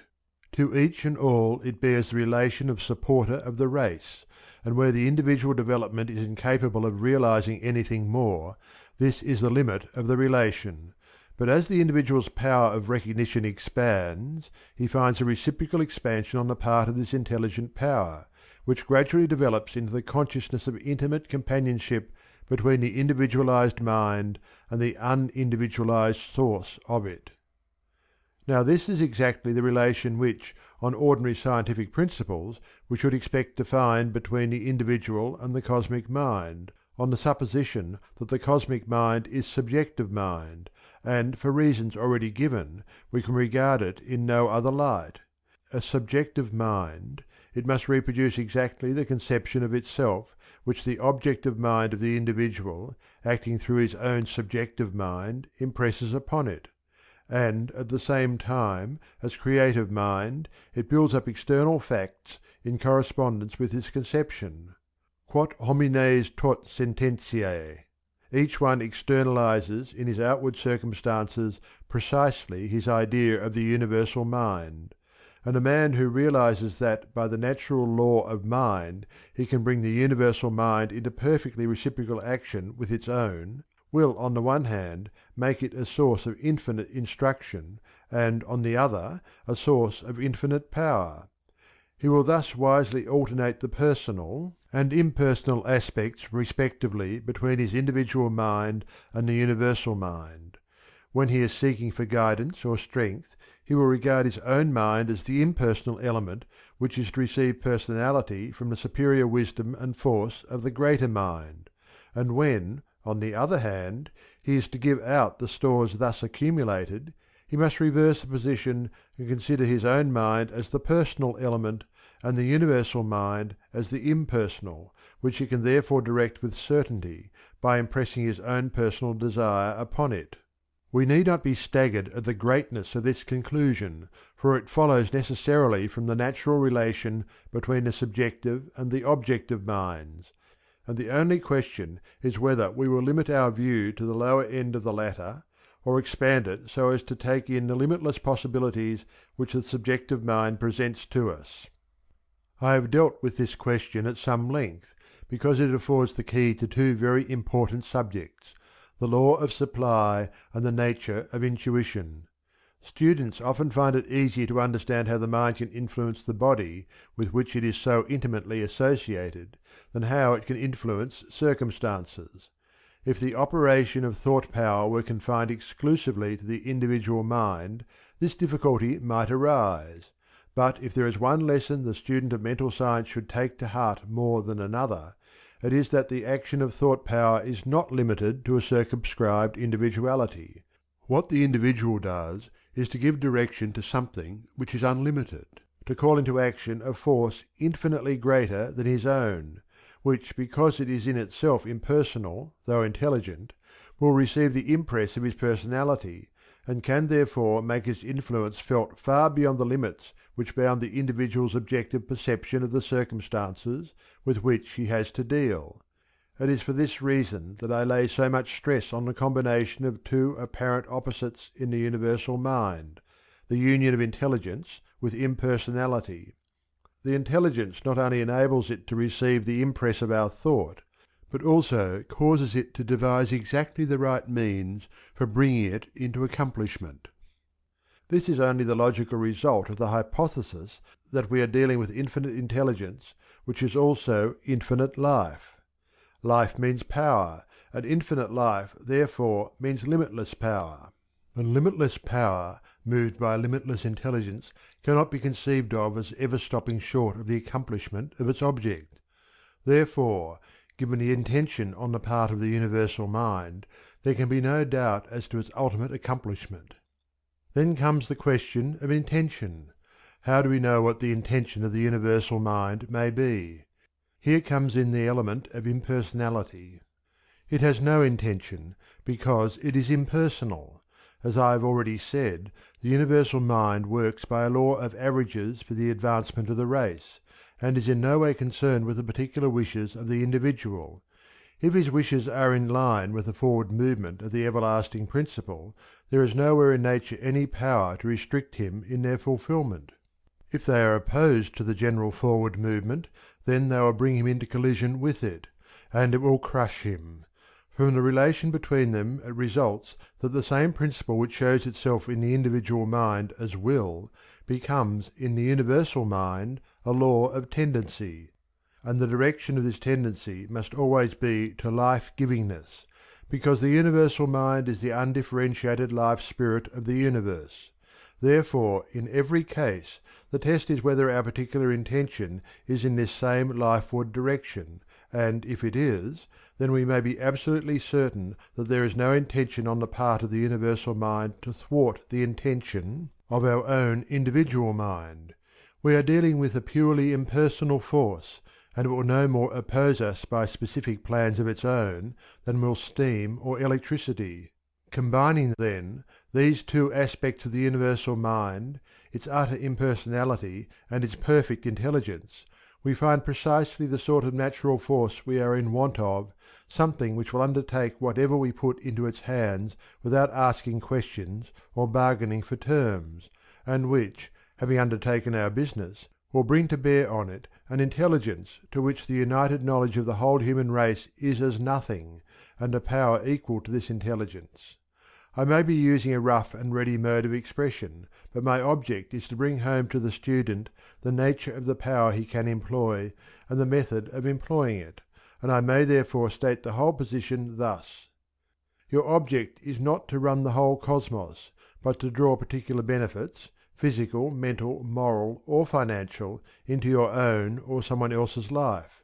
From this individual point of view, the universal creative power has no mind of its own, and therefore you can make up its mind for it. When its mind is thus made up for it, it never abrogates its place as the creative power, but at once sets to work to carry out the purpose for which it has thus been concentrated.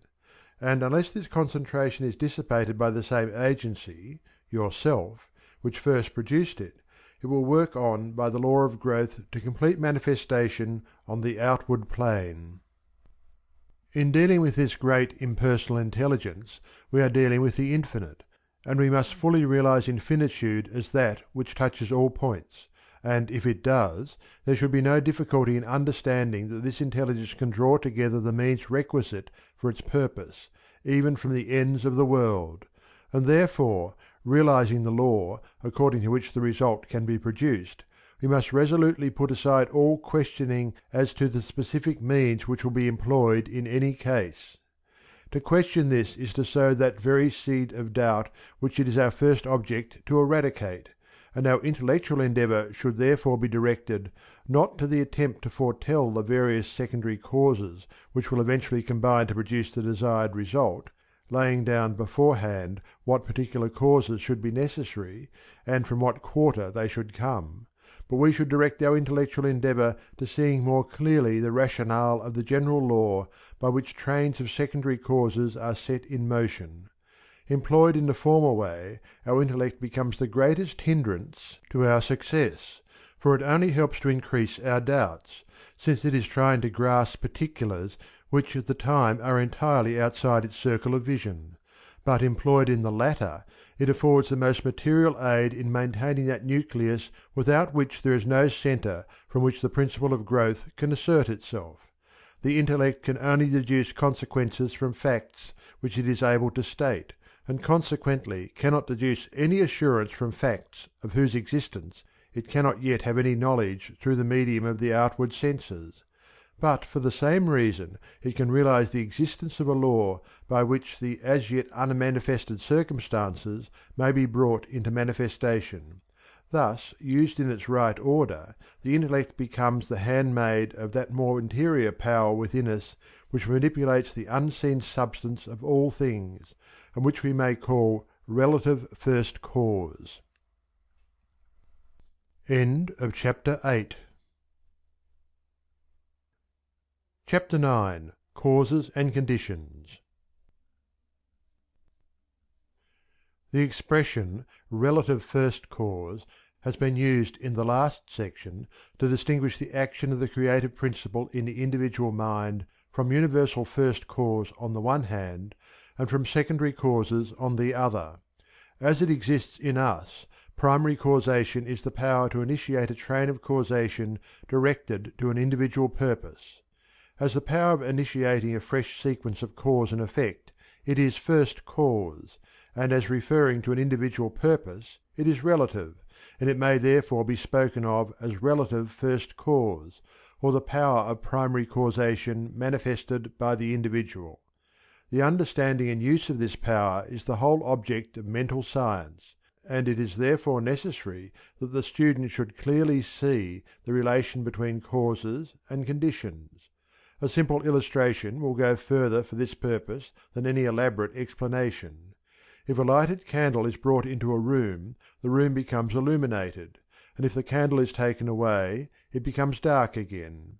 Now the illumination and the darkness are both conditions, the one positive resulting from the presence of the light, and the other negative resulting from its absence. And from this simple example we therefore see that every positive condition has an exactly opposite negative condition corresponding to it, and that this correspondence results from their being related to the same cause, the one positively and the other negatively, and hence we may lay down the rule that all positive conditions result from the active presence of a certain cause, and all negative conditions from the absence of such a cause. A condition, whether positive or negative, is never primary cause, and the primary cause of any series can never be negative, for negation is the condition which arises from the absence of active causation. This should be thoroughly understood, as it is the philosophic basis of all those denials which play so important a part in mental science, and which may be summed up in the statement that evil being negative, or privation of good, has no substantive existence in itself. Conditions, however, whether positive or negative, are no sooner called into existence than they become causes in their turn, and produce further conditions, and so on ad infinitum, thus giving rise to the whole train of secondary causes. So long as we judge only from the information conveyed to us by the outward senses, we are working on the plane of secondary causation, and see nothing but a succession of conditions, forming part of an endless train of antecedent conditions coming out of the past and stretching away into the future, and from this point of view we are under the rule of an iron destiny from which there seems no possibility of escape. This is because the outward senses are only capable of dealing with the relations which one mode of limitation bears to another, for they are the instruments by which we take cognizance of the relative and the conditioned. Now the only way of escape is by rising out of the region of secondary causes into that of primary causation, where the originating energy is to be found before it has yet passed into manifestation as a condition. This region is to be found within ourselves. It is the region of pure ideas, and it is for this reason that I have laid stress on the two aspects of spirit as pure thought and manifested form.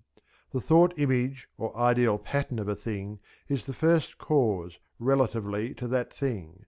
It is the substance of that thing untrammelled by any antecedent conditions. If we realize that all visible things must have their origin in spirit, then the whole creation around us is the standing evidence that the starting point of all things is in thought images or ideas, for no other action other than the formation of such images can be conceived of spirit prior to its manifestation in matter. If, then, this is spirit's modus operandi for self-expression, we have only to transfer this conception from the scale of cosmic spirit working on the plane of the universal to that of individualized spirit working on the plane of the particular, to see that the formation of an ideal image by means of our thought is setting first cause in motion with regard to this specific object. There is no difference in kind between the operation of first cause in the universal and in the particular. The difference is only a difference of scale, but the power itself is identical. We must therefore always be very clear as to whether we are consciously using first cause or not. Note the word consciously, because, whether consciously or unconsciously, we are always using first cause, and it was for this reason I emphasized the fact that the universal mind is purely subjective, and therefore bound by the laws which apply to subjective mind on whatever scale. Hence we are always impressing some sort of ideas upon it, whether we are aware of the fact or not, and all our existing limitations result from our having habitually impressed upon it that idea of limitation which we have imbibed by restricting all possibility to the region of secondary causes. But now, when investigation has shown us that conditions are never causes in themselves, but only the subsequent links of a chain started on the plane of the pure ideal, what we have to do is to reverse our method of thinking and regard the ideal as the real, and the outward manifestation as a mere reflection which must change with every change of the object which casts it. For these reasons it is essential to know whether we are consciously making use of first cause with a definite purpose or not, and the criterion is this: if we regard the fulfilment of our purpose as contingent upon any circumstances, past, present, or future, we are not making use of first cause. We have descended to the level of secondary causation, which is the region of doubts, fears, and limitations, all of which we are impressing upon the universal subjective mind, with the inevitable result that it will build up corresponding external conditions. But if we realize that the region of secondary causes is the region of mere reflections, we shall not think of our purpose as contingent on any conditions whatever, but shall know that by forming the idea of it in the absolute, and maintaining that idea, we have shaped the first cause into the desired form, and can await the result with cheerful expectancy. It is here that we find the importance of realizing spirit's independence of time and space. An ideal, as such, cannot be formed in the future. It must either be formed here and now, or not be formed at all. And it is for this reason that every teacher who has ever spoken with due knowledge of the subject has impressed upon his followers the necessity of picturing to themselves the fulfilment of their desires as already accomplished on the spiritual plane, as the indispensable conditional fulfilment in the visible and concrete. When this is properly understood, any anxious thought as to the means to be employed in the accomplishment of our purposes is seen to be quite unnecessary. If the end is already secured, then it follows that all the steps leading to it are secured also. The means will pass into the smaller circle of our conscious activities day by day in due order, and then we have to work upon them, not with fear, doubt, or feverish excitement, but calmly and joyously, because we know that the end is already secured, and that our reasonable use of such means as present themselves in the desired direction is only one portion of a much larger coordinated movement, the final result of which admits of no doubt. Mental science does not offer a premium to idleness, but it takes all work out of the region of anxiety and toil by assuring the worker of the success of his labour, if not in the precise form he anticipated, then in some other still better suited to his requirements. But suppose, when we reach a point where some momentous decision has to be made, we happen to decide wrongly. On the hypothesis that the end is already secured, you cannot decide wrongly. Your right decision is as much one of the necessary steps in the accomplishment of the end as any of the other conditions leading up to it, and therefore, while being careful to avoid rash action, we may make sure that the same law which is controlling the rest of the circumstances in the right direction will influence our judgment in that direction also. To get good results we must properly understand our relation to the great impersonal power we are using. It is intelligent and we are intelligent, and the two intelligences must cooperate. We must not fly in the face of the law by expecting it to do for us what it can only do through us, and we must therefore use our intelligence with the knowledge that it is acting as the instrument of a greater intelligence. And because we have this knowledge we may, and should, cease from all anxiety as to the final result. In actual practice we must first form the ideal conception of our object with the definite intention of impressing it upon the universal mind. It is this intention which takes such thought out of the region of mere casual fancies, and then affirm that our knowledge of the law is sufficient reason for a calm expectation of a corresponding result, and that therefore all necessary conditions will come to us in due order. We can then turn to the affairs of our daily life with the calm assurance that the initial conditions are either there already or will soon come into view. If we do not at once see them, let us rest content with the knowledge that the spiritual prototype is already in existence, and wait till some circumstance pointing in the desired direction begins to show itself. It may be a very small circumstance, but it is the direction and not the magnitude which is to be taken into consideration.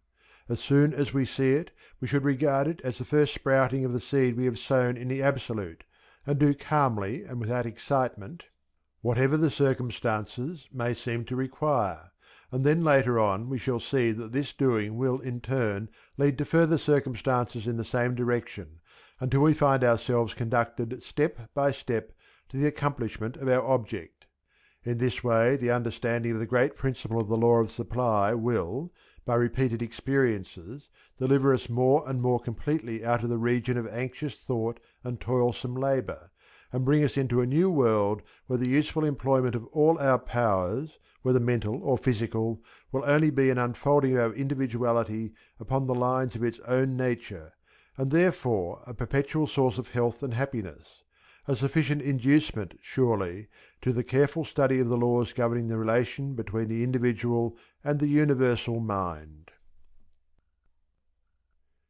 End of chapter 9. Chapter 10. Intuition. We have seen that the subjective mind is amenable to suggestion by the objective mind, but there is also an action of the subjective mind upon the objective.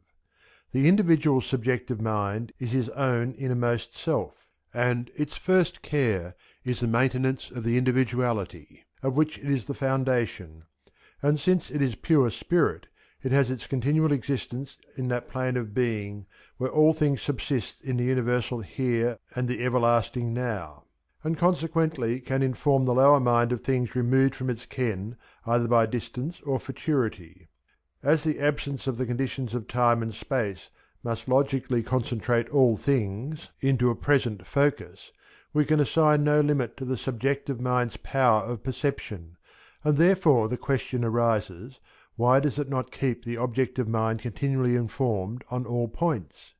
And the answer is that it would do so if the objective mind were sufficiently trained to recognize the indications given, and to effect this training is one of the purposes of mental science. When once we recognize the position of the subjective mind as the supporter of the whole individuality, we cannot doubt that much of what we take to be the spontaneous movement of the objective mind has its origin in the subjective mind prompting the objective mind in the right direction without our being consciously aware of it. But at times, when the urgency of the case seems to demand it, or when, for some reason yet unknown, the objective mind is for a while more closely en rapport with the subjective mind, the interior voice is heard strongly and persistently, and when this is the case we do well to pay heed to it. Want of space forbids me to give examples, but doubtless such will not be wanting in the reader's experience. The importance of understanding and following the intuition cannot be exaggerated, but I candidly admit the great practical difficulty of keeping the happy mean between the disregard of the interior voice and allowing ourselves to be run away with by groundless fancies. The best guide is the knowledge that comes of personal experience, which gradually leads to the acquisition of a sort of inward sense of touch that enables us to distinguish the true from the false, and which appears to grow with the sincere desire for truth and with the recognition of the spirit as its source. The only general principles the writer can deduce from his own experience are that when, in spite of all appearances pointing in the direction of a certain line of conduct, there is still a persistent feeling that it should not be followed, in the majority of instances it will be found that the argument of the objective mind, however correct on the facts objectively known, was deficient from the ignorance of facts which could not be objectively known at the time, but which were known to the intuitive faculty. Another principle is that our very first impression of feeling on any subject is generally correct. Before the objective mind has begun to argue on the subject, it is like the surface of a smooth lake, which clearly reflects the light from above. But as soon as it begins to argue from outside appearances, these also throw their reflections upon its surface, so that the original image becomes blurred and is no longer recognizable. This first conception is very speedily lost, and it should therefore be carefully observed and registered in the memory, with a view to testing the various arguments which will subsequently arise on the objective plane. It is, however, impossible to reduce so interior an action as that of the intuition to the form of hard and fast rules, and beyond carefully noting particular cases as they occur, probably the best plan for the student will be to include the whole subject of intuition in the general principle of the law of attraction, especially if he sees how this law interacts with that personal quality of universal spirit of which we have already spoken. End of chapter 10. Chapter 11. Healing. The subject of healing has been elaborately treated by many writers, and fully deserves all the attention that has been given to it, but the object of these lectures is rather to ground the student in those general principles on which all conscious use of the creative power of thought is based, than to lay down formal rules for specific applications of it. I will therefore examine the broad principles which appear to be common to the various methods of mental healing which are in use, each of which derives its efficacy not from the peculiarity of the method, but from it being such a method as allows the higher laws of nature to come into play. Now the principle universally laid down by all mental healers, in whatever various terms they may explain it, is that the basis of all healing is a change in belief. The sequence from which this results is as follows. The subjective mind is the creative faculty within us, and creates whatever the objective mind impresses upon it. The objective mind, or intellect, impresses its thought upon it. The thought is the expression of the belief. Hence, whatever the subjective mind creates is the reproduction externally of our beliefs. Accordingly, our whole object is to change our beliefs, and we cannot do this without some solid ground of conviction of the falsity of our old beliefs and of the truth of our new ones, and this ground we find in that law of causation which I have endeavoured to explain. The wrong belief which externalizes a sickness is the belief that some secondary cause, which is really only a condition, is a primary cause. The knowledge of the law shows that there is only one primary cause, and this is the factor which in our own individuality we call subjective or subconscious mind. For this reason I have insisted on the difference between placing an idea in the subconscious mind, that is, on the plane of the absolute and without reference to time and space, and placing the same idea in the conscious intellectual mind which only perceives things as related to time and space. Now the only conception you can have of yourself in the absolute or unconditioned is as purely living spirit, not hampered by conditions of any sort, and therefore not subject to illness. And when this idea is firmly impressed on the subconscious mind, it will externalize it. The reason why this process is not always successful at the first attempt is that all our life we have been holding the false belief in sickness as a substantial entity in itself, and thus being a primary cause, instead of it being merely a negative condition resulting from the absence of a primary cause. And a belief which has become ingrained from childhood cannot be eradicated at a moment's notice.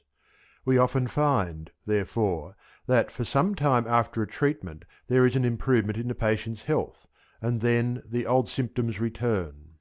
This is because the new belief in his own creative faculty has not yet had time to penetrate down to the innermost depths of the subconscious mind, but has only partially entered it. Each succeeding treatment strengthens the subconscious mind in its hold of the new belief, until at last a permanent cure is effected. This is a method of self-treatment based on the patient's own knowledge of the law of his being. But there is not in all men this knowledge, or at any rate not such a full recognition of it as will enable them to give successful treatment to themselves, and in these cases the intervention of the healer becomes necessary. The only difference between the healer and the patient is that the healer has learned how to control the less self-conscious modes of the spirit by the more self-conscious mode, while the patient has not yet attained to this knowledge. And what the healer does is to substitute his own objective or conscious mentality, which is will joined to intellect, for that of the patient, and in this way to find entrance to his subconscious mind and impress upon it the suggestion of perfect health. The question then arises, how can the healer substitute his own conscious mind for that of the patient? And the answer shows the practical application of those very abstract principles which I have laid down in the earlier sections. Our ordinary conception of ourselves is that of an individual personality which ends where another personality begins, in other words, that the two personalities are entirely separate. This is an error. There is no such hard and fast line of demarcation between personalities, and the boundaries between one and another can be increased or reduced in rigidity according to will. In fact, they may be temporarily removed so completely that, for the time being, the two personalities become merged into one. Now the action which takes place between healer and patient depends on this principle. The patient is asked by the healer to put himself in a receptive mental attitude, which means that he is to exercise his volition for the purpose of removing the barrier of his own objective personality, and thus affording entrance to the mental power of the healer. On his side also the healer does the same thing, only with this difference, that while the patient withdraws the barrier on his side with the intention of admitting a flowing in, the healer does so with the intention of allowing a flowing out. And thus by the joint action of the two minds the barriers of both personalities are removed, and the direction of the flow of volition is determined. That is to say, it flows from the healer as actively willing to give, towards the patient as passively willing to receive, according to the universal law of nature that the flow must always be from the plenum to the vacuum. This mutual removal of the external mental barrier between healer and patient is what is termed establishing a rapport between them, and here we find one most valuable practical application of the principle laid down earlier in this book, that pure spirit is present in its entirety at every point simultaneously. It is for this reason that as soon as the healer realizes that the barriers of external personality between himself and his patient have been removed, he can then speak to the subconscious mind of the patient as though it were his own, for both being pure spirit, the thought of their identity makes them identical, and both are concentrated into a single entity at a single point upon which the conscious mind of the healer can be brought to bear, according to the universal principle of the control of the subjective mind by the objective mind through suggestion. It is for this reason I have insisted on the distinction between pure spirit, or spirit conceived of apart from extension in any matrix, and a conception of it as so extended.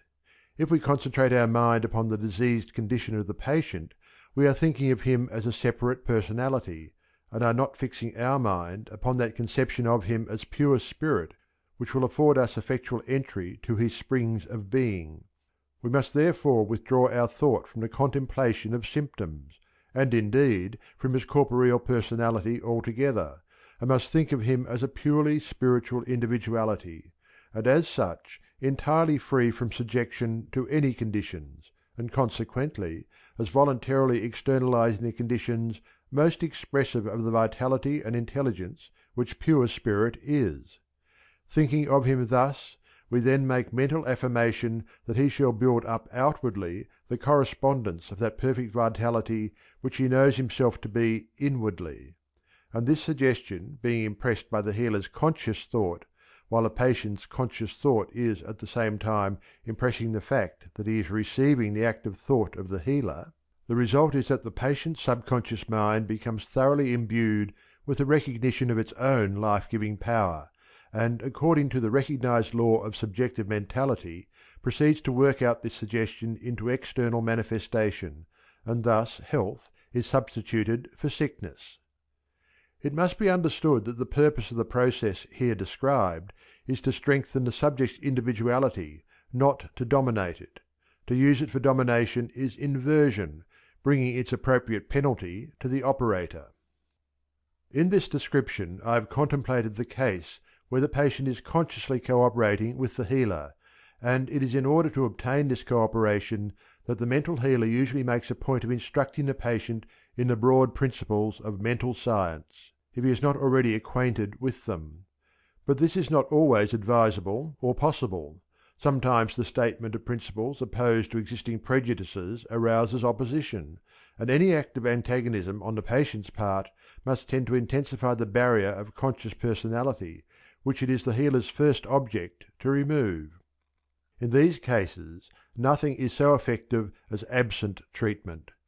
If the student has grasped all that has been said on the subject of spirit and matter, he will see that in mental treatment time and space count for nothing, because the whole action takes place on a plane where these conditions do not obtain, and it is therefore quite immaterial whether the patient be in the immediate presence of the healer or in a distant country. Under these circumstances it is found by experience that one of the most effectual modes of mental healing is by treatment during sleep, because then the patient's whole system is naturally in a state of relaxation which prevents him offering any conscious opposition to the treatment. And by the same rule the healer also is able to treat even more effectively during his own sleep than while waking. Before going to sleep he firmly impresses on his subjective mind that it is to convey curative suggestion to the subjective mind of the patient, and then, by the general principles of the relation between subjective and objective mind, this suggestion is carried out during all the hours that the conscious individuality is wrapped in repose. This method is applicable to young children to whom the principles of the science cannot be explained, and also to persons at a distance. And indeed the only advantage gained by the personal meeting of the patient and healer is in the instruction that can be orally given, or when the patient is at that early stage of knowledge where the healer's visible presence conveys a suggestion that something is then being done which could not be done in his absence. Otherwise the presence or absence of the patient are matters perfectly indifferent. The student must always recollect that the subconscious mind does not have to work through the intellect or conscious mind to produce its curative effects. It is part of the all-pervading creative force of nature, while the intellect is not creative but distributive.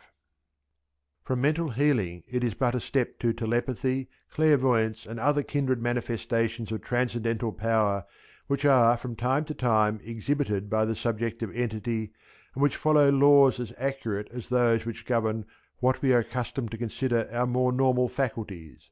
But these subjects do not properly fall within the scope of a book whose purpose is to lay down the broad principles which underlie all spiritual phenomena.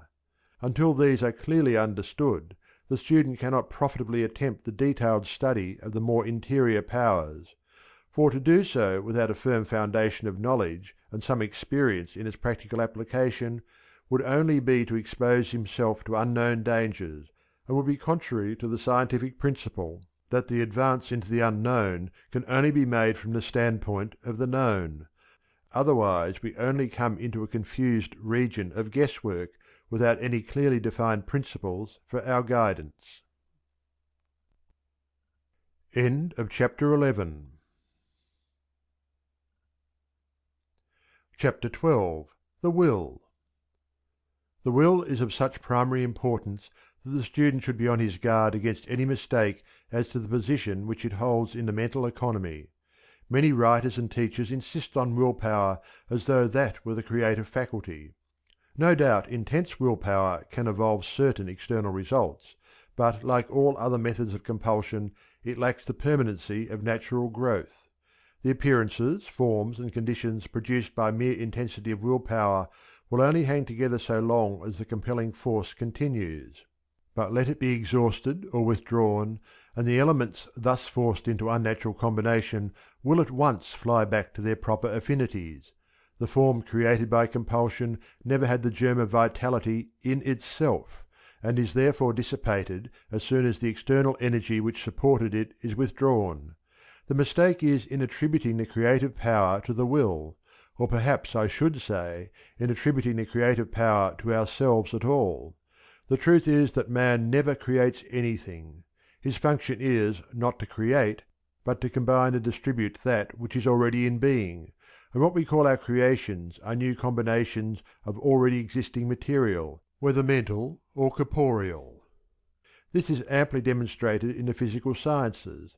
No one speaks of creating energy, but only of transforming one form of energy into another, and if we realize this as a universal principle, we shall see that on the mental plane, as well as on the physical, we never create energy, but only provide the conditions by which the energy already existing in one mode can exhibit itself in another. Therefore what, relatively to man, we call his creative power, is that receptive attitude of expectancy which, so to say, makes a mould into which the plastic and as yet undifferentiated substance can flow and take the desired form. The will has much the same place in our mental machinery that the tool holder has in a power lathe. It is not the power, but it keeps the mental faculties in that position relatively to the power which enables it to do the desired work. If, using the word in its widest sense, we may say that the imagination is the creative function, we may call the will the centralizing principle. Its function is to keep the imagination centered in the right direction. We are aiming at consciously controlling our mental powers instead of letting them hurry us hither and thither in a purposeless manner. We must therefore understand the relation of these powers to each other for the production of external results. First, the whole train of causation is started by some emotion which gives rise to a desire. Next, the judgment determines whether we shall externalize this desire or not.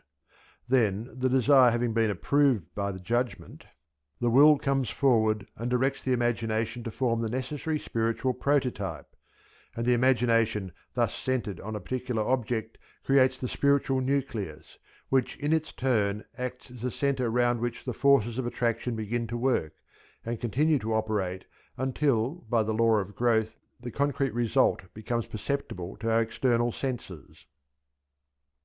The business of the will, then, is to retain the various faculties of our mind in that position where they are really doing the work we wish, and this position may be generalized into the three following attitudes. Either we wish to act upon something, or be acted on by it, or to maintain a neutral position. In other words, we either intend to project a force, or receive a force, or keep a position of inactivity relatively to some particular object.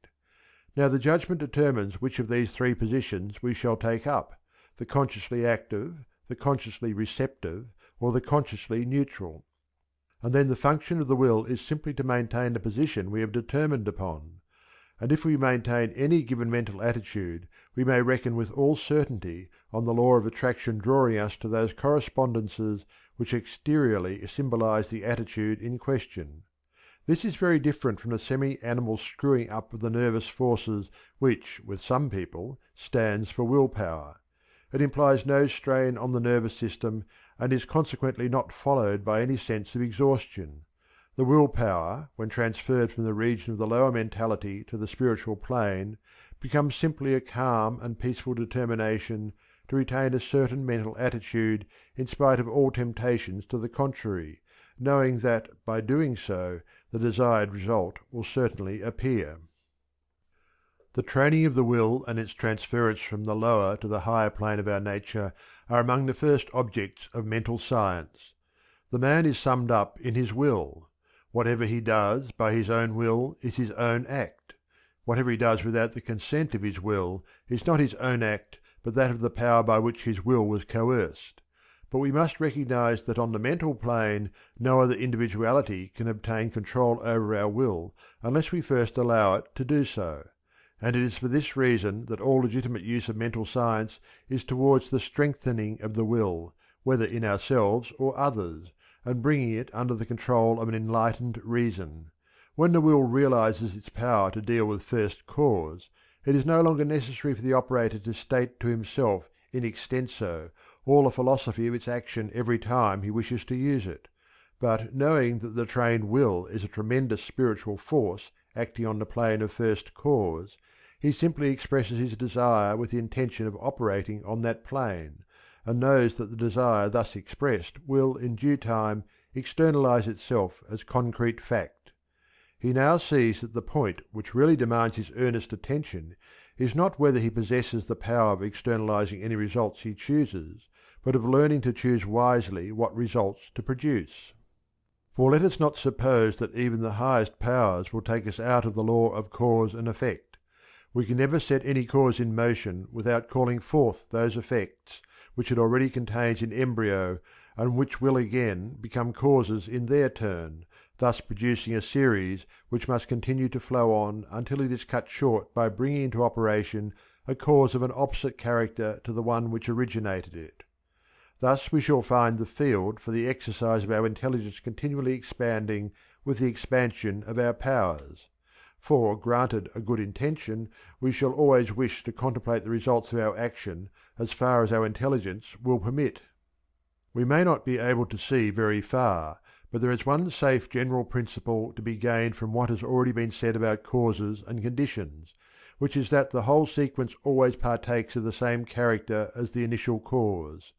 If that character is negative, that is, destitute of any desire to externalize kindness, cheerfulness, strength, beauty, or some other sort of good, this negative quality will make itself felt all down the line.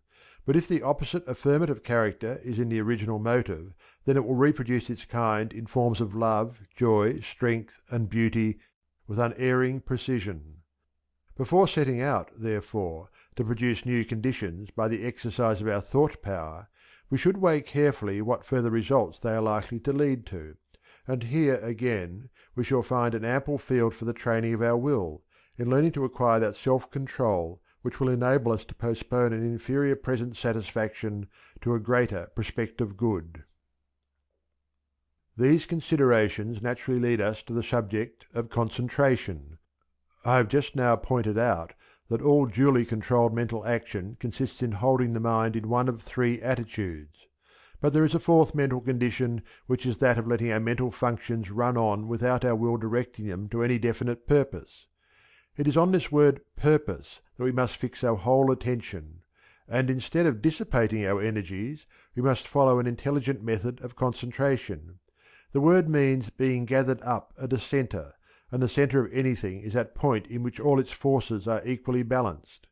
To concentrate, therefore, means first to bring our minds into a condition of equilibrium which will enable us to consciously direct the flow of spirit to a definitely recognized purpose, and then carefully to guard our thoughts from inducing a flow in the opposite direction. We must always bear in mind that we are dealing with a wonderful potential energy, which is not yet differentiated into any particular mode, and that by the action of our mind we can differentiate it into any specific mode of activity that we will, and by keeping our thought fixed on the fact that the inflow of this energy is taking place, and that by our mental attitude we are determining its direction, we shall gradually realize a corresponding externalization. Proper concentration, therefore, does not consist of strenuous effort, which exhausts the nervous system, and defeats its own object by suggesting the consciousness of an adverse force to be fought against, and thus creating the adverse circumstances we dread, but in shutting out all thoughts of a kind that would disperse the spiritual nucleus we are forming, and dwelling cheerfully on the knowledge that, because the law is certain in its action, our desire is certain of accomplishment. The other great principle to be remembered is that concentration is for the purpose of determining the quality we are going to give to the previously undifferentiated energy, rather than to arrange the specific circumstances of its manifestation. That is the work of the creative energy itself, which will gradually build up its own forms of expression quite naturally if we allow it, thus saving us a great deal of needless anxiety. What we really want is expansion in a certain direction, whether of health, wealth, or what not. And so long as we get this, what does it matter whether it reaches us through some channel which we thought we could reckon upon, or through some other whose existence we had not suspected? It is the fact that we are concentrating energy of a particular kind for a particular purpose that we should fix our minds upon, and not look upon any specific details as essential to the accomplishment of our object. There are two golden rules regarding concentration. But we must not suppose that because we have to be on our guard against idle drifting, there is to be no such thing as repose. On the contrary, it is during periods of repose that we accumulate strength for action. But repose does not mean a state of purposelessness. As pure spirit, the subjective mind never rests. It is only the objective mind in its connection with the physical body that needs rest. And though there are no doubt times when the greatest possible rest is to be obtained by stopping the action of our conscious thought altogether, the more generally advisable method is by changing the direction of the thought, and instead of centering it upon something we intend to do, letting it dwell quietly upon what we are. This direction of thought might, of course, develop into the deepest philosophical speculation, but it is not necessary that we should be always either consciously projecting our forces to produce some external effect, or working out the details of some metaphysical problem, but we may simply realize ourselves as part of the universal livingness, and thus gain a quiet centralization, which, though maintained by a conscious act of the volition, is the very essence of rest. From this standpoint we see that all is life and all is good, and that nature, from her clearly visible surface to her most arcane depths, is one vast storehouse of life and good entirely devoted to our individual use. We have the key to all her treasures, and we can now apply our knowledge of the law of being without entering into all those details which are only needed for purposes of study, and doing so we find it results in our having acquired the consciousness of our oneness with the whole. This is the great secret, and when we have once fathomed it we can enjoy our possession of the whole, or any part of it, because by our recognition we have made it, and can increasingly make it, our own. Whatever most appeals to us at any particular time or place is that mode of the universal living spirit with which at that moment we are most in touch, and realizing this, we shall draw from it streams of vital energy which will make the very sensation of livingness a joy, and will radiate from us as a sphere of vibration that can deflect all injurious suggestion on whatever plane. We may not have literary, artistic, or scientific skill to present to others the results of our communings with nature, but the joy of this sympathetic indrawing will nevertheless produce a corresponding outflow manifesting itself in a happier look and kindlier mien of him who thus realizes his oneness with every aspect of the whole. He realizes, and this is the great point in that attitude of mind which is not directed to any specific external object, that for himself he is, and always must be the centre of all this galaxy of life, and thus he contemplates himself as seated at the centre of infinitude, not an infinitude of blank space, but pulsating with living being, in all of which he knows that the true essence is nothing but good. This is the very opposite to a selfish self-centeredness. It is the centre where we find that we both receive from all and flow out to all. Apart from this principle of circulation there is no true life, and if we contemplate our central position only as affording us greater advantages for intaking, we have missed the whole point of our studies by missing the real nature of the life principle, which is action and reaction. If we would have life enter into us, we ourselves must enter into life, enter into the spirit of it, just as we must enter into the spirit of a book or a game to enjoy it. There can be no action at a centre only. There must be a perpetual flowing out towards the circumference, and thence back again to the centre to maintain a vital activity. Otherwise collapse must ensue either from anemia or congestion. But if we realize the reciprocal nature of the vital pulsation, and see that the outflowing consists in the habit of mind which gives itself to the good it sees in others rather than in any specific actions, then we shall find that the cultivation of this disposition will provide innumerable avenues for the universal livingness to flow through us, whether as giving or receiving, which we had never before suspected. And this action and reaction will so build up our own vitality that each day will find us more thoroughly alive than any that had preceded it. This then is the attitude of repose in which we may enjoy all the beauties of science, literature, and art, or may peacefully commune with the spirit of nature without the aid of any third mind to act as its interpreter, which is still a purposeful attitude although not directed to a specific object. We have not allowed the will to relax its control, but have merely altered its direction, so that for action and repose alike we find that our strength lies in our recognition of the unity of the spirit, and of ourselves as individual concentrations of it. End of chapter 12. Chapter 13. In Touch with Subconscious Mind. The preceding pages have made the student in some measure aware of the immense importance of our dealings with the subconscious mind. Our relation to it, whether on the scale of the individual or the universal, is the key to all that we are or ever can be. In its unrecognized working it is the spring of all that we can call the automatic action of mind and body, and on the universal scale it is the silent power of evolution gradually working onwards to that divine event to which the whole creation moves, and by our conscious recognition of it we make it, relatively to ourselves, all that we believe it to be. The closer our rapport with it becomes, the more what we have hitherto considered automatic action, whether in our bodies or our circumstances, will pass under our control, until at last we shall control our whole individual world.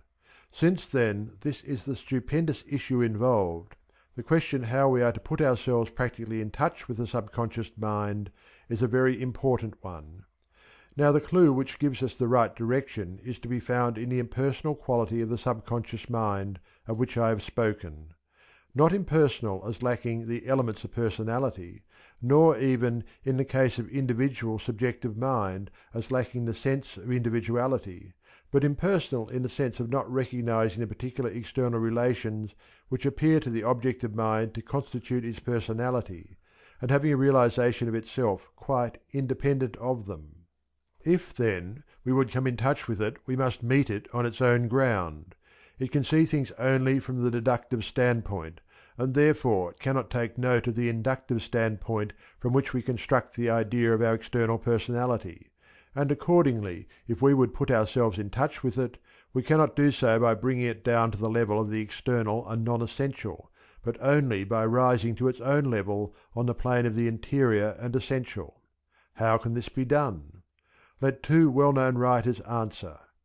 Rudyard Kipling tells us in his story of Kim how the boy used at times to lose his sense of personality by repeating to himself the question, "Who is Kim?" Gradually his personality would seem to fade, and he would experience a feeling of passing into a grander and a wider life, in which the boy Kim was unknown, while his own conscious individuality remained, only exalted and expanded to an inconceivable extent. And in Tennyson's life by his son we are told that at times the poet had a similar experience. We come into touch with the absolute exactly in proportion as we withdraw ourselves from the relative. They vary inversely to each other. For the purpose, then, of getting into touch with our subconscious mind, we must endeavour to think of ourselves as pure being, as that entity which interiorly supports the outward manifestation. And doing so, we shall realize that the essential quality of pure being must be good. It is in itself pure life, and as such cannot desire anything detrimental to pure life under whatever form manifested.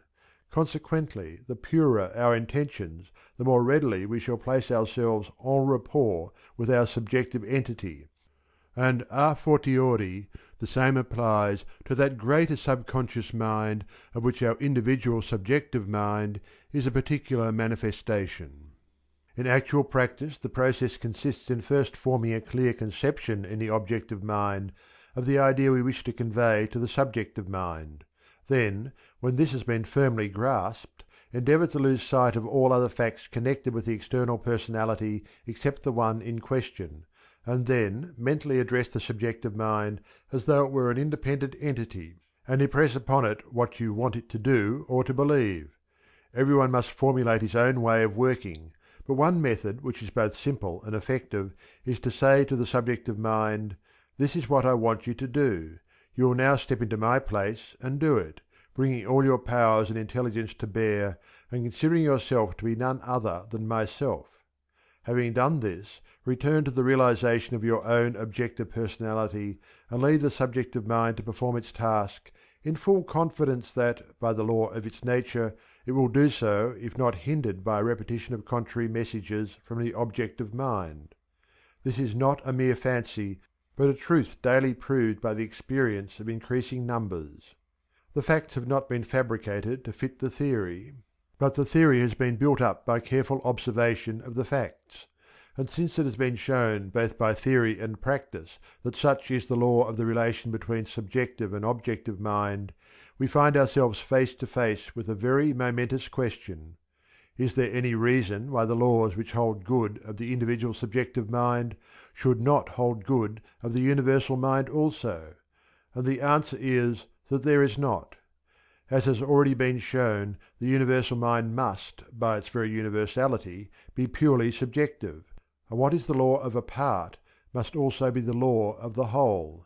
The qualities of fire are the same whether the centres of combustion be great or small, and therefore we may well conclude these lectures by considering what will be the result if we apply what we have learned regarding the individual subjective mind to the universal mind.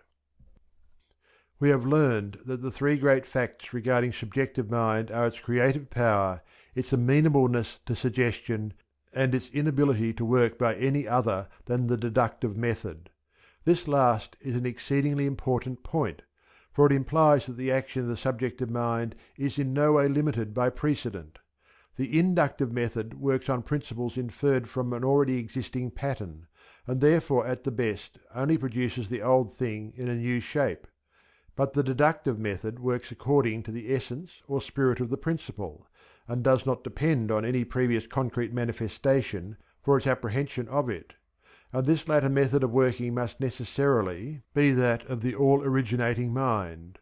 For since there could be no prior existing pattern from which it could learn the principles of construction, the want of a pattern would have prevented its creating anything had its method been inductive instead of deductive. Thus by the necessity of the case the universal mind must act deductively, that is, according to the law which has been found true of individual subjective mind.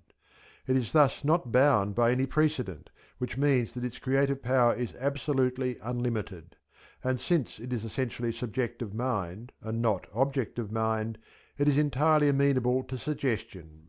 Now it is an unavoidable inference from the identity of the law governing subjective mind, whether in the individual or the universal, that just as we can by suggestion impress a certain character of personality upon the individual subjective mind, so we can and do upon the universal mind, and it is for this reason that I have drawn attention to the inherent personal quality of pure spirit when contemplated in its most interior plane.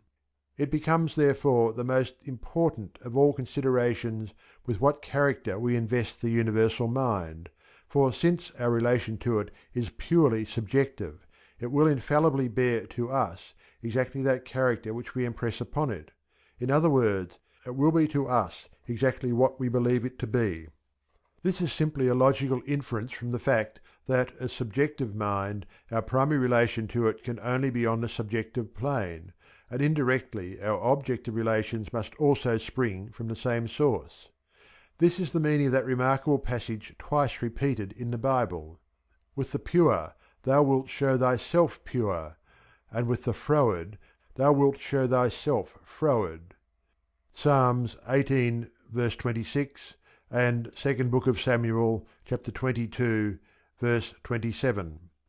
For the context makes it clear that these words are addressed to the Divine Being. The spiritual kingdom is within us, and as we realize it there, so it becomes to us a reality. It is the unvarying law of the subjective life that as a man thinketh in his heart, so is he. That is to say, his inward subjective states are the only true reality, and what we call external realities are only their objective correspondences. If we thoroughly realize the truth that the universal mind must be to us exactly according to our conception of it, and that this relation is not merely imaginary but by the law of subjective mind must be to us an actual fact and the foundation of all other facts, then it is impossible to overestimate the importance of the conception of the universal mind which we adopt. To the uninstructed there is little or no choice. They form a conception in accordance with the tradition they have received from others, and until they have learned to think for themselves they have to abide by the results of that tradition, for natural laws admit of no exceptions, and however faulty the traditional idea may be, its acceptance will involve a corresponding reaction upon the universal mind, which will in turn be reflected into the conscious mind and external life of the individual. But those who understand the law of the subject will have no one but themselves to blame if they do not derive all possible benefits from it. The greatest teacher of mental science the world has ever seen has laid down sufficiently plain rules for our guidance. With a knowledge of the subject whose depths can be appreciated only by those who have themselves some practical acquaintance with it, he bids his unlearned audiences, those common people who heard him gladly, picture to themselves the universal mind as a benign father, tenderly compassionate of all, and sending the common bounties of nature alike on the evil and the good. But he also pictured it as exercising a special and peculiar care over those who recognize its willingness to do so. The very hairs of your head are all numbered, and ye are of more value than many sparrows. Prayer was to be made to the unseen being, not with doubt or fear, but with the absolute assurance of a certain answer, and no limit was to be set to its power or willingness to work for us. But to those who did not thus realize it, the great mind is necessarily the adversary who casts them into prison until they have paid the uttermost farthing, and thus in all cases the master impressed upon his hearers the exact correspondence of the attitude of this unseen power towards them with their own attitude towards it. Such teaching was not a narrow anthropomorphism, but the adaptation to the intellectual capacity of the unlettered multitude of the very deepest truths of what we now call mental science. And the basis of it all is the cryptic personality of spirit hidden throughout the infinite of nature under every form of manifestation. As unalloyed life and intelligence, it can be no other than good, it can entertain no intention of evil, and thus all intentional evil must put us in opposition to it, and so deprive us of the consciousness of its guidance and strengthening, and thus leave us to grope our own way and fight our own battle single-handed against the universe, odds which at last will surely prove too great for us. But remember that the opposition can never be on the part of the universal mind, for in itself it is subconscious mind, and to suppose any active opposition taken on its own initiative would be contrary to all we have learned as to the nature of subconscious mind, whether in the individual or the universal, and the position of the universal mind towards us is always a reflection of our own attitude. Therefore, although the Bible is full of threatening against those who persist in conscious opposition to the divine law of good, it is, on the other hand, full of promises of immediate and full forgiveness to all who change their attitude and desire to cooperate with the law of good so far as they know it. The laws of nature do not act vindictively, and through all theological formularies and traditional interpretations let us realize that what we are dealing with is the supreme law of our own being, and it is on the basis of this natural law that we find such declarations as that in Ezekiel chapter 18 verse 22, which tells us that if we forsake our evil ways, our past transgressions shall never be again mentioned to us.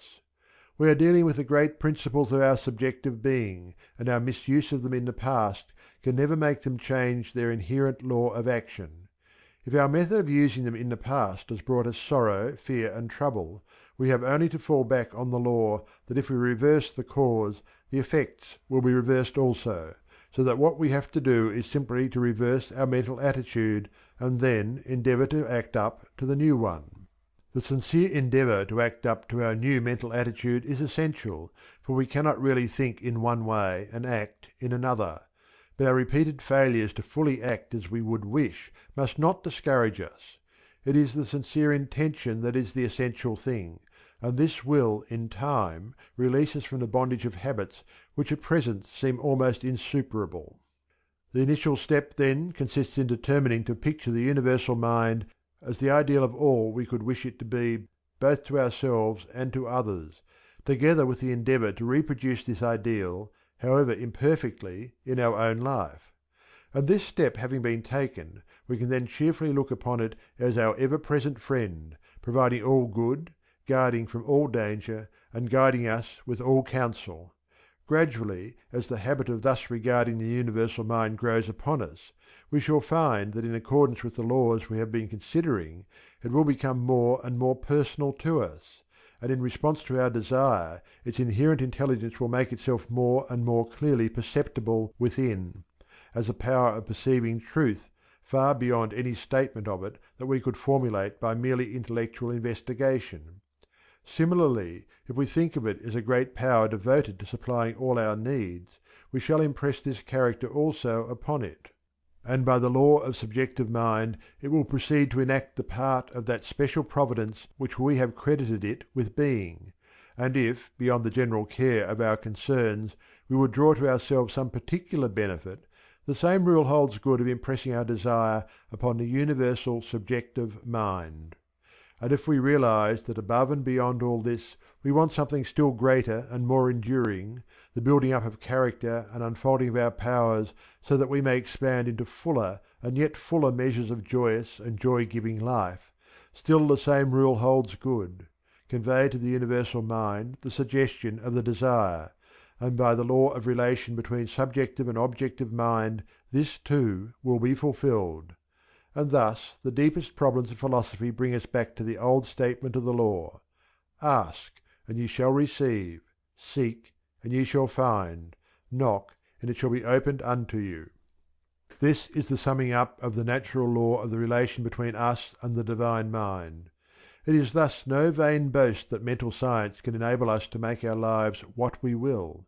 We must start from where we are now, and by rightly estimating our relation to the divine universal mind, we can gradually grow into any conditions we desire, provided we first make ourselves in habitual mental attitude the person who corresponds to those conditions.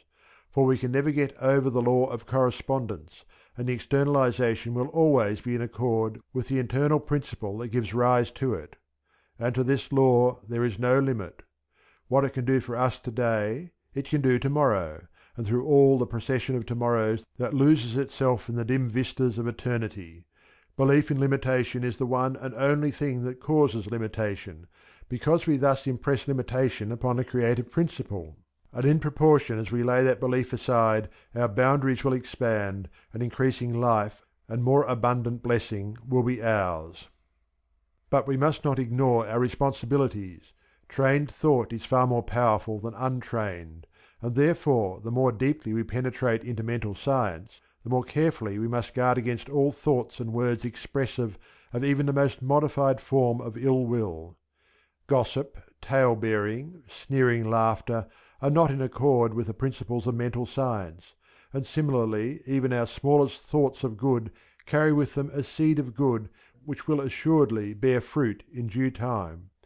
This is not mere goody-goody, but an important lesson in mental science, for our subjective mind takes its colour from our settled mental habits, and an occasional affirmation or denial will not be sufficient to change it, and we must therefore cultivate that tone which we wish to see reproduced in our conditions, whether of body, mind, or circumstance. In these lectures my purpose has been, not so much to give specific rules of practice as to lay down the broad general principles of mental science which will enable the student to form rules for himself. In every walk of life, book knowledge is only a means to an end. Books can only direct us where to look and what to look for, but we must do the finding for ourselves. Therefore, if you really have grasped the principles of the science, you will frame rules of your own which will give you better results than any attempt to follow somebody else's method, which was successful in their hands precisely because it was theirs. Never fear to be yourself. If mental science does not teach you to be yourself, it teaches you nothing. Yourself, and yet more yourself is what you want. Only with the knowledge that the true self includes the inner and higher self, which is always in immediate touch with the great divine mind. As Walt Whitman says, "You are not all included between your hat and your boots." The growing popularity of the Edinburgh Lectures on Mental Science has led me to add to the present edition 3 more sections on body, soul, and spirit, which it is hoped will prove useful by rendering the principles of the interaction of these 3 factors somewhat clearer. End of chapter 13. Chapter 14. The Body. Some students find it difficult to realize that mental action can produce any real effect upon material substance. But if this is not possible, there is no such thing as mental science, the purpose of which is to produce improved conditions both of body and environment, so that the ultimate manifestation aimed at is always one of demonstration upon the plane of the visible and concrete. Therefore, to afford a conviction of an actual connection between the visible and the invisible, between the inner and the outer, is one of the most important points in the course of our studies. That such a connection must exist is proved by metaphysical argument in answer to the question, how did anything ever come into existence at all? And the whole creation, ourselves included, stands as evidence to this great truth. But to many minds merely abstract argument is not completely convincing, or at any rate it becomes more convincing if it is supported by something of a more concrete nature, and for such readers I would give a few hints as to the correspondence between the physical and the mental. The subject covers a very wide area, and the limited space at my disposal will only allow me to touch on a few suggestive points. Still these may be sufficient to show that the abstract argument has some corresponding facts at the back of it. One of the most convincing proofs I have seen is that afforded by the biometer, a little instrument invented by an eminent French scientist, the late Dr. Hippolyte Baraduc, which shows the action of what he calls the vital current. His theory is that this force, whatever its actual nature may be, is universally present, and operates as a current of physical vitality perpetually, flowing with more or less energy through every physical organism, and which can, at any rate to some extent, be controlled by the power of the human will. The theory in all its minutiae is exceedingly elaborate, and has been described in detail in Dr. Baraduc's published works. In a conversation I had with him about a year ago, he told me he was writing another book which would throw further light on the subject, but a few months later he passed over before it was presented to the world. The fact, however, which I wish to put before the reader is the ocular demonstration of the connection between mind and matter which an experiment with the biometer affords. The instrument consists of a bell glass, from the inside of which is suspended a copper needle by a fine silken thread. The glass stands on a wooden support, below which is a coil of copper wire, which however is not connected with any battery or other apparatus, and merely serves to condense the current. Below the needle, inside the glass, there is a circular card divided into degrees to mark the action of the needle.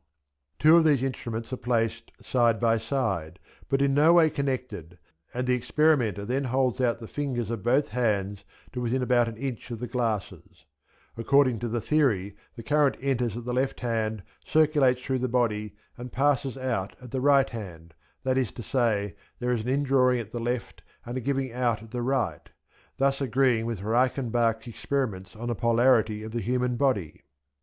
I must confess that although I had read Dr. Baraduc's book, La Vibration Humaine, I approached the instrument in a very sceptical frame of mind, but I was soon convinced of my error. At first, holding a mental attitude of entire relaxation, I found that the left-hand needle was attracted through 20 degrees, while the right-hand needle, the one affected by the outgoing current, was repelled through 10 degrees. After allowing the instrument to return to its normal equilibrium, I again approached it with the purpose of seeing whether a change of mental attitude would in the least modify the flow of current. This time I assumed the strongest mental attitude I could, with the intention of sending out a flow through the right hand, and the result as compared with the previous one was remarkable. The left-hand needle was now attracted only through 10 degrees, while the right-hand one was deflected through something over 30, thus clearly indicating the influence of the mental faculties in modifying the action of the current. I may mention that the experiment was made in the presence of two medical men who noted the movement of the needles. I will not stop here to discuss the question of what the actual constitution of this current of vital energy may be. It is sufficient for our present purpose that it is there, and the experiment I have described brings us face to face with the fact of a correspondence between our own mental attitude and the invisible forces of nature. even if we say that this current is some form of electricity, and that the variation of its action is determined by changes in the polarization of the atoms of the body, then this change of polarity is the result of mental action, so that the quickening or retarding of the cosmic current is equally the result of the mental attitude whether we suppose our mental force to act directly upon the current itself, or indirectly by inducing changes in the molecular structure of the body. Whichever hypothesis we adopt, the conclusion is the same, namely that the mind has power to open or close the door to invisible forces in such a way that the result of the mental action becomes apparent on the material plane. Now, investigation shows us that the physical body is a mechanism specially adapted for the transmutation of the inner or mental power into modes of external activity.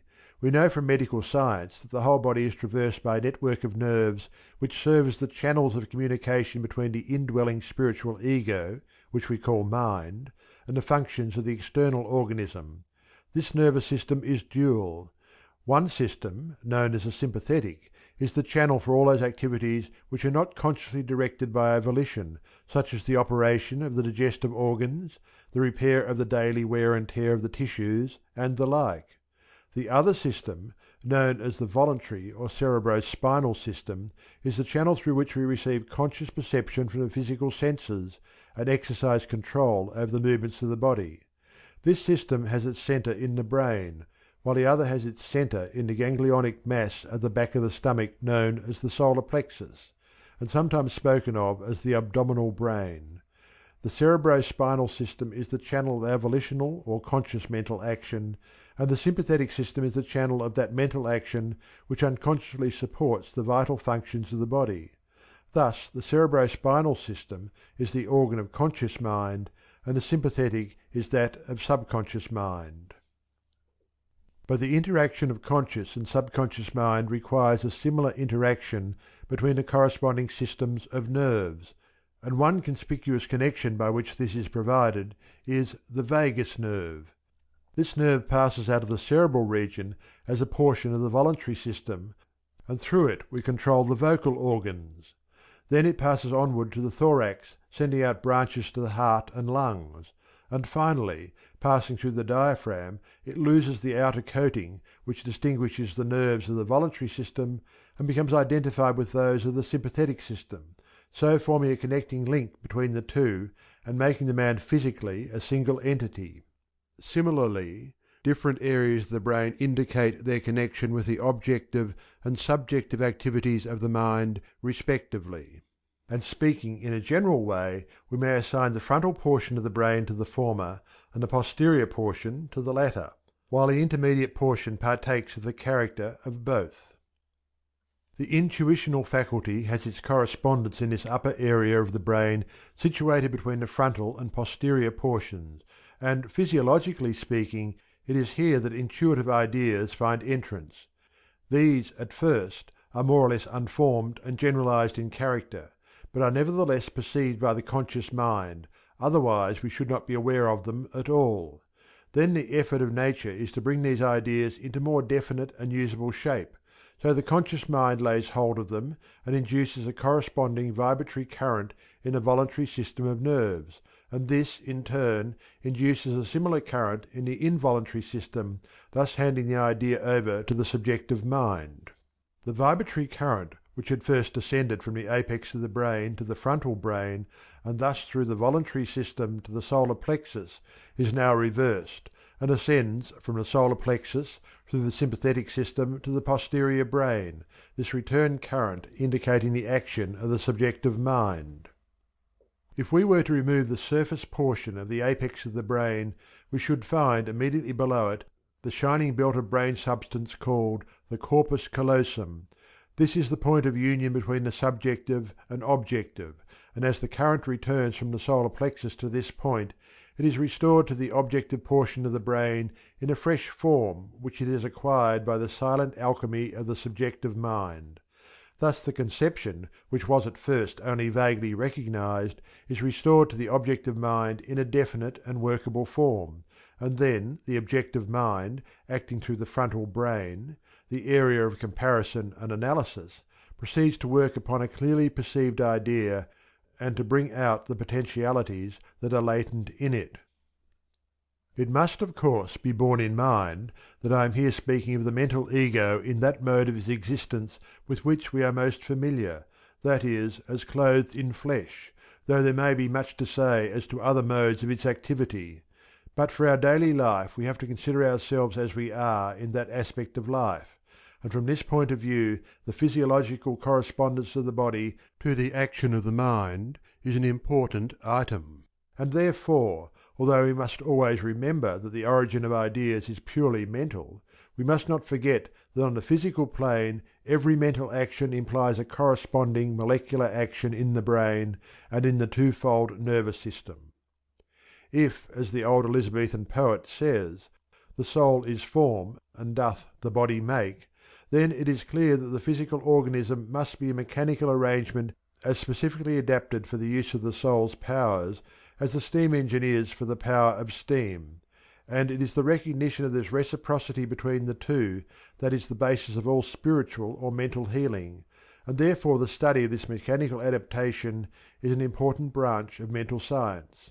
Only we must not forget that it is the effect and not the cause. At the same time it is important to remember that such a thing as reversal of the relation between cause and effect is possible, just as the same apparatus may be made to generate mechanical power by the application of electricity, or to generate electricity by the application of mechanical power. And the importance of this principle consists in this: there is always a tendency for actions which were at first voluntary to become automatic, that is, to pass from the region of conscious mind into that of subconscious mind, and to acquire a permanent domicile there. Professor Elmer Gates of Washington has demonstrated this physiologically in his studies of brain formation. He tells us that every thought produces a slight molecular change in the substance of the brain, and the repetition of the same sort of thought causes a repetition of the same molecular action until at last a veritable channel is formed in the brain substance, which can only be eradicated by a reverse process of thought.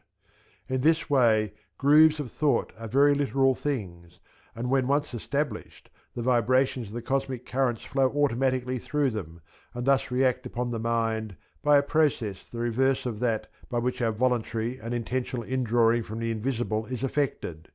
In this way are formed what we call habits, and hence the importance of controlling our thinking and guarding it against undesirable ideas. But, on the other hand, this reactionary process may be used to confirm good and life-giving modes of thought, so that by knowledge of its laws we may enlist even the physical body itself in the building up of that perfectly whole personality, the attainment of which is the aim and object of our studies. End of chapter 14. Chapter 15. The Soul. Having now obtained a glimpse of the adaptation of the physical organism to the action of the mind, we must next realize that the mind itself is an organism which is in like manner adapted to the action of a still higher power, only here the adaptation is one of mental faculty. As with other invisible forces, all we can know of the mind is by observing what it does, but with this difference, that since we ourselves are this mind, our observation is an interior observation of states of consciousness. In this way we recognize certain faculties of our mind, the working order of which I have considered at page 84.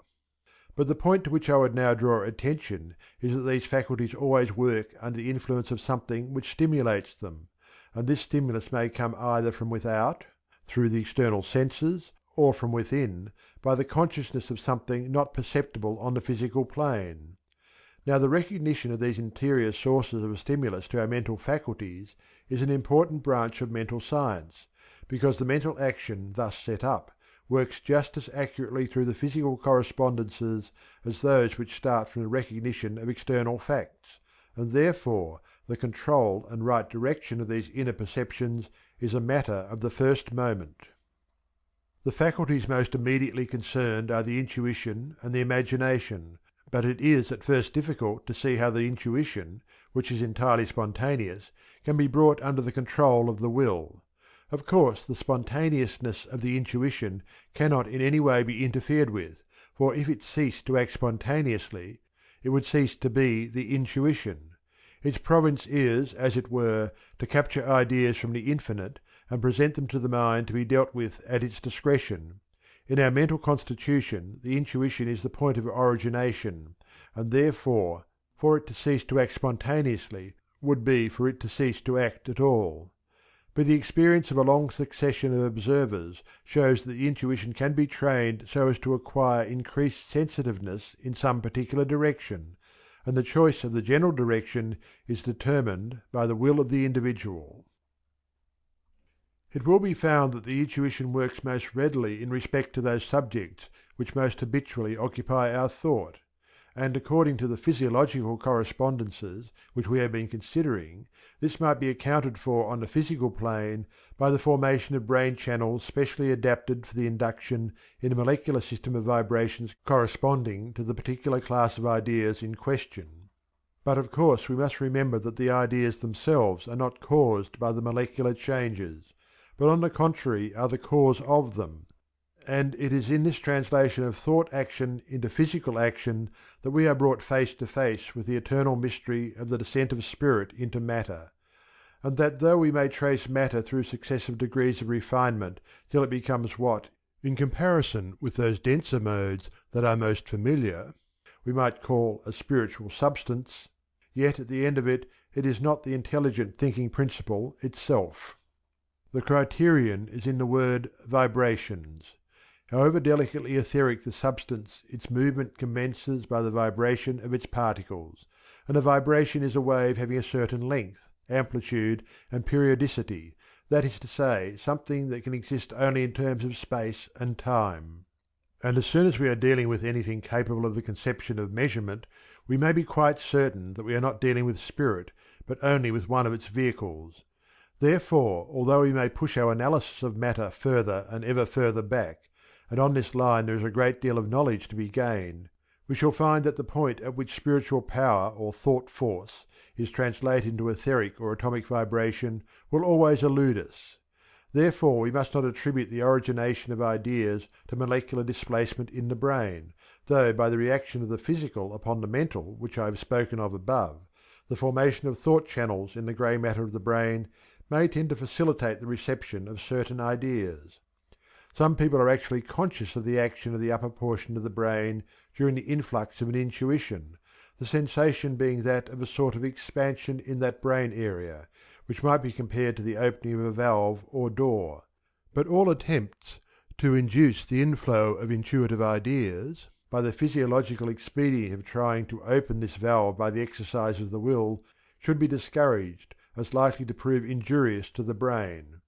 I believe some Oriental systems advocate this method, but we may well trust the mind to regulate the action of its physical channels in a manner suitable to its own requirements, instead of trying to manipulate the mind by the unnatural forcing of its mechanical instrument. In all our studies on these lines we must remember that development is always by perfectly natural growth, and is not brought about by unduly straining any portion of the system. The fact, however, remains that the intuition works most freely in that direction in which we most habitually concentrate our thought, and in practice it will be found that the best way to cultivate the intuition in any particular direction is to meditate upon the abstract principles of that particular class of subjects rather than only to consider particular cases. Perhaps the reason is that particular cases have to do with specific phenomena, that is, with the law working under certain limiting conditions, whereas the principles of the law are not limited by local conditions, and so habitual meditation on them sets our intuition free to range in an infinitude where the conception of antecedent conditions does not limit it. Anyway, whatever may be the theoretical explanation, you will find that the clear grasp of abstract principles in any direction has a wonderfully quickening effect upon the intuition in that particular direction. The importance of recognizing our power of thus giving direction to the intuition cannot be exaggerated. For if the mind is attuned to sympathy with the highest phases of spirit, this power opens the doors to limitless possibilities of knowledge. In its highest workings, intuition becomes inspiration, and certain great records of fundamental truths and supreme mysteries which have come down to us from thousands of generations, bequeathed by deep thinkers of old, can only be accounted for on the supposition that their earnest thought on the originating Spirit, coupled with a reverent worship of it, opened the door, through their intuitive faculty, to the most sublime inspirations regarding the supreme truths of the universe, both with respect to the evolution of the cosmos and to the evolution of the individual. Among such records explanatory of the supreme mysteries, three stand out pre-eminent, all bearing witness to the same one truth, and each throwing light upon the other. And these three are the Bible, the Great Pyramid, and the Pack of Cards. A curious combination, some will think, but I hope in another volume of this series to be able to justify my present statement. I allude to these three records here because the unity of principle which they exhibit, notwithstanding their wide divergence of method, affords a standing proof that the direction taken by the intuition is largely determined by the will of the individual opening the mind in that particular direction. Very closely allied to the intuition is the faculty of imagination. This does not mean mere fancies which we dismiss without further consideration, but our power of forming mental images upon which we dwell. These, as I have said in the earlier part of this book, form a nucleus which, on its own plane, calls into action the universal law of attraction, thus giving rise to the principle of growth. The relation of the intuition to the imagination is that the intuition grasps an idea from the great universal mind, in which all things subsist as potentials, and presents it to the imagination in its essence rather than in a definite form, and then our image-building faculty gives it a clear and definite form, which it presents before the mental vision, and which we then vivify by letting our thought dwell upon it, thus infusing our own personality into it, and so providing that personal element through which the specific action of the universal law relatively to that particular individual always takes place. Whether our thought shall be allowed thus to dwell upon a particular mental image depends on our own will, and our exercise of our will depends on our belief in our power to use it so as to disperse or consolidate a given mental image. And finally our belief in our power to do this depends on our recognition of our relation to God, who is the source of all power, for it is an invariable truth that our life will take its whole form, tone, and colour from our conception of God, whether that conception be positive or negative, and the sequence by which it does so is that now given. In this way, then, our intuition is related to our imagination, and this relation has its physiological correspondence in the circulus of molecular vibrations I have described above, which, having its commencement in the higher or ideal portion of the brain, flows through the voluntary nervous system, the physical channel of objective mind, returning through the sympathetic system, the physical channel of subjective mind, thus completing the circuit and being then restored to the frontal brain, where it is consciously modelled into clear-cut forms suited to a specific purpose. In all this the power of the will as regulating the action both of the intuition and the imagination must never be lost sight of, for without such a central controlling power we should lose all sense of individuality, and hence the ultimate aim of the evolutionary process is to evolve individual wills actuated by such beneficence and enlightenment as shall make them fitting vehicles for the outflowing of the Supreme Spirit, which has hitherto created cosmically, and can now carry on the creative process to its highest stages only through conscious union with the individual, for this is the only possible solution of the great problem: how can the universal mind act in all its fullness upon the plane of the individual and particular? This is the ultimate of evolution, and the successful evolution of the individual depends on his recognizing this ultimate and working towards it. And therefore this should be the great end of our studies. There is a correspondence in the constitution of the body to the faculties of the soul, and there is a similar correspondence in the faculties of the soul to the power of the all-originating spirit, and as in all other adaptations of specific vehicles so also here, we can never correctly understand the nature of the vehicle and use it rightly until we realize the nature of the power for the working of which it is specially adapted. Let us then, in conclusion, briefly consider the nature of that power. End of chapter 15. Chapter 16. The Spirit.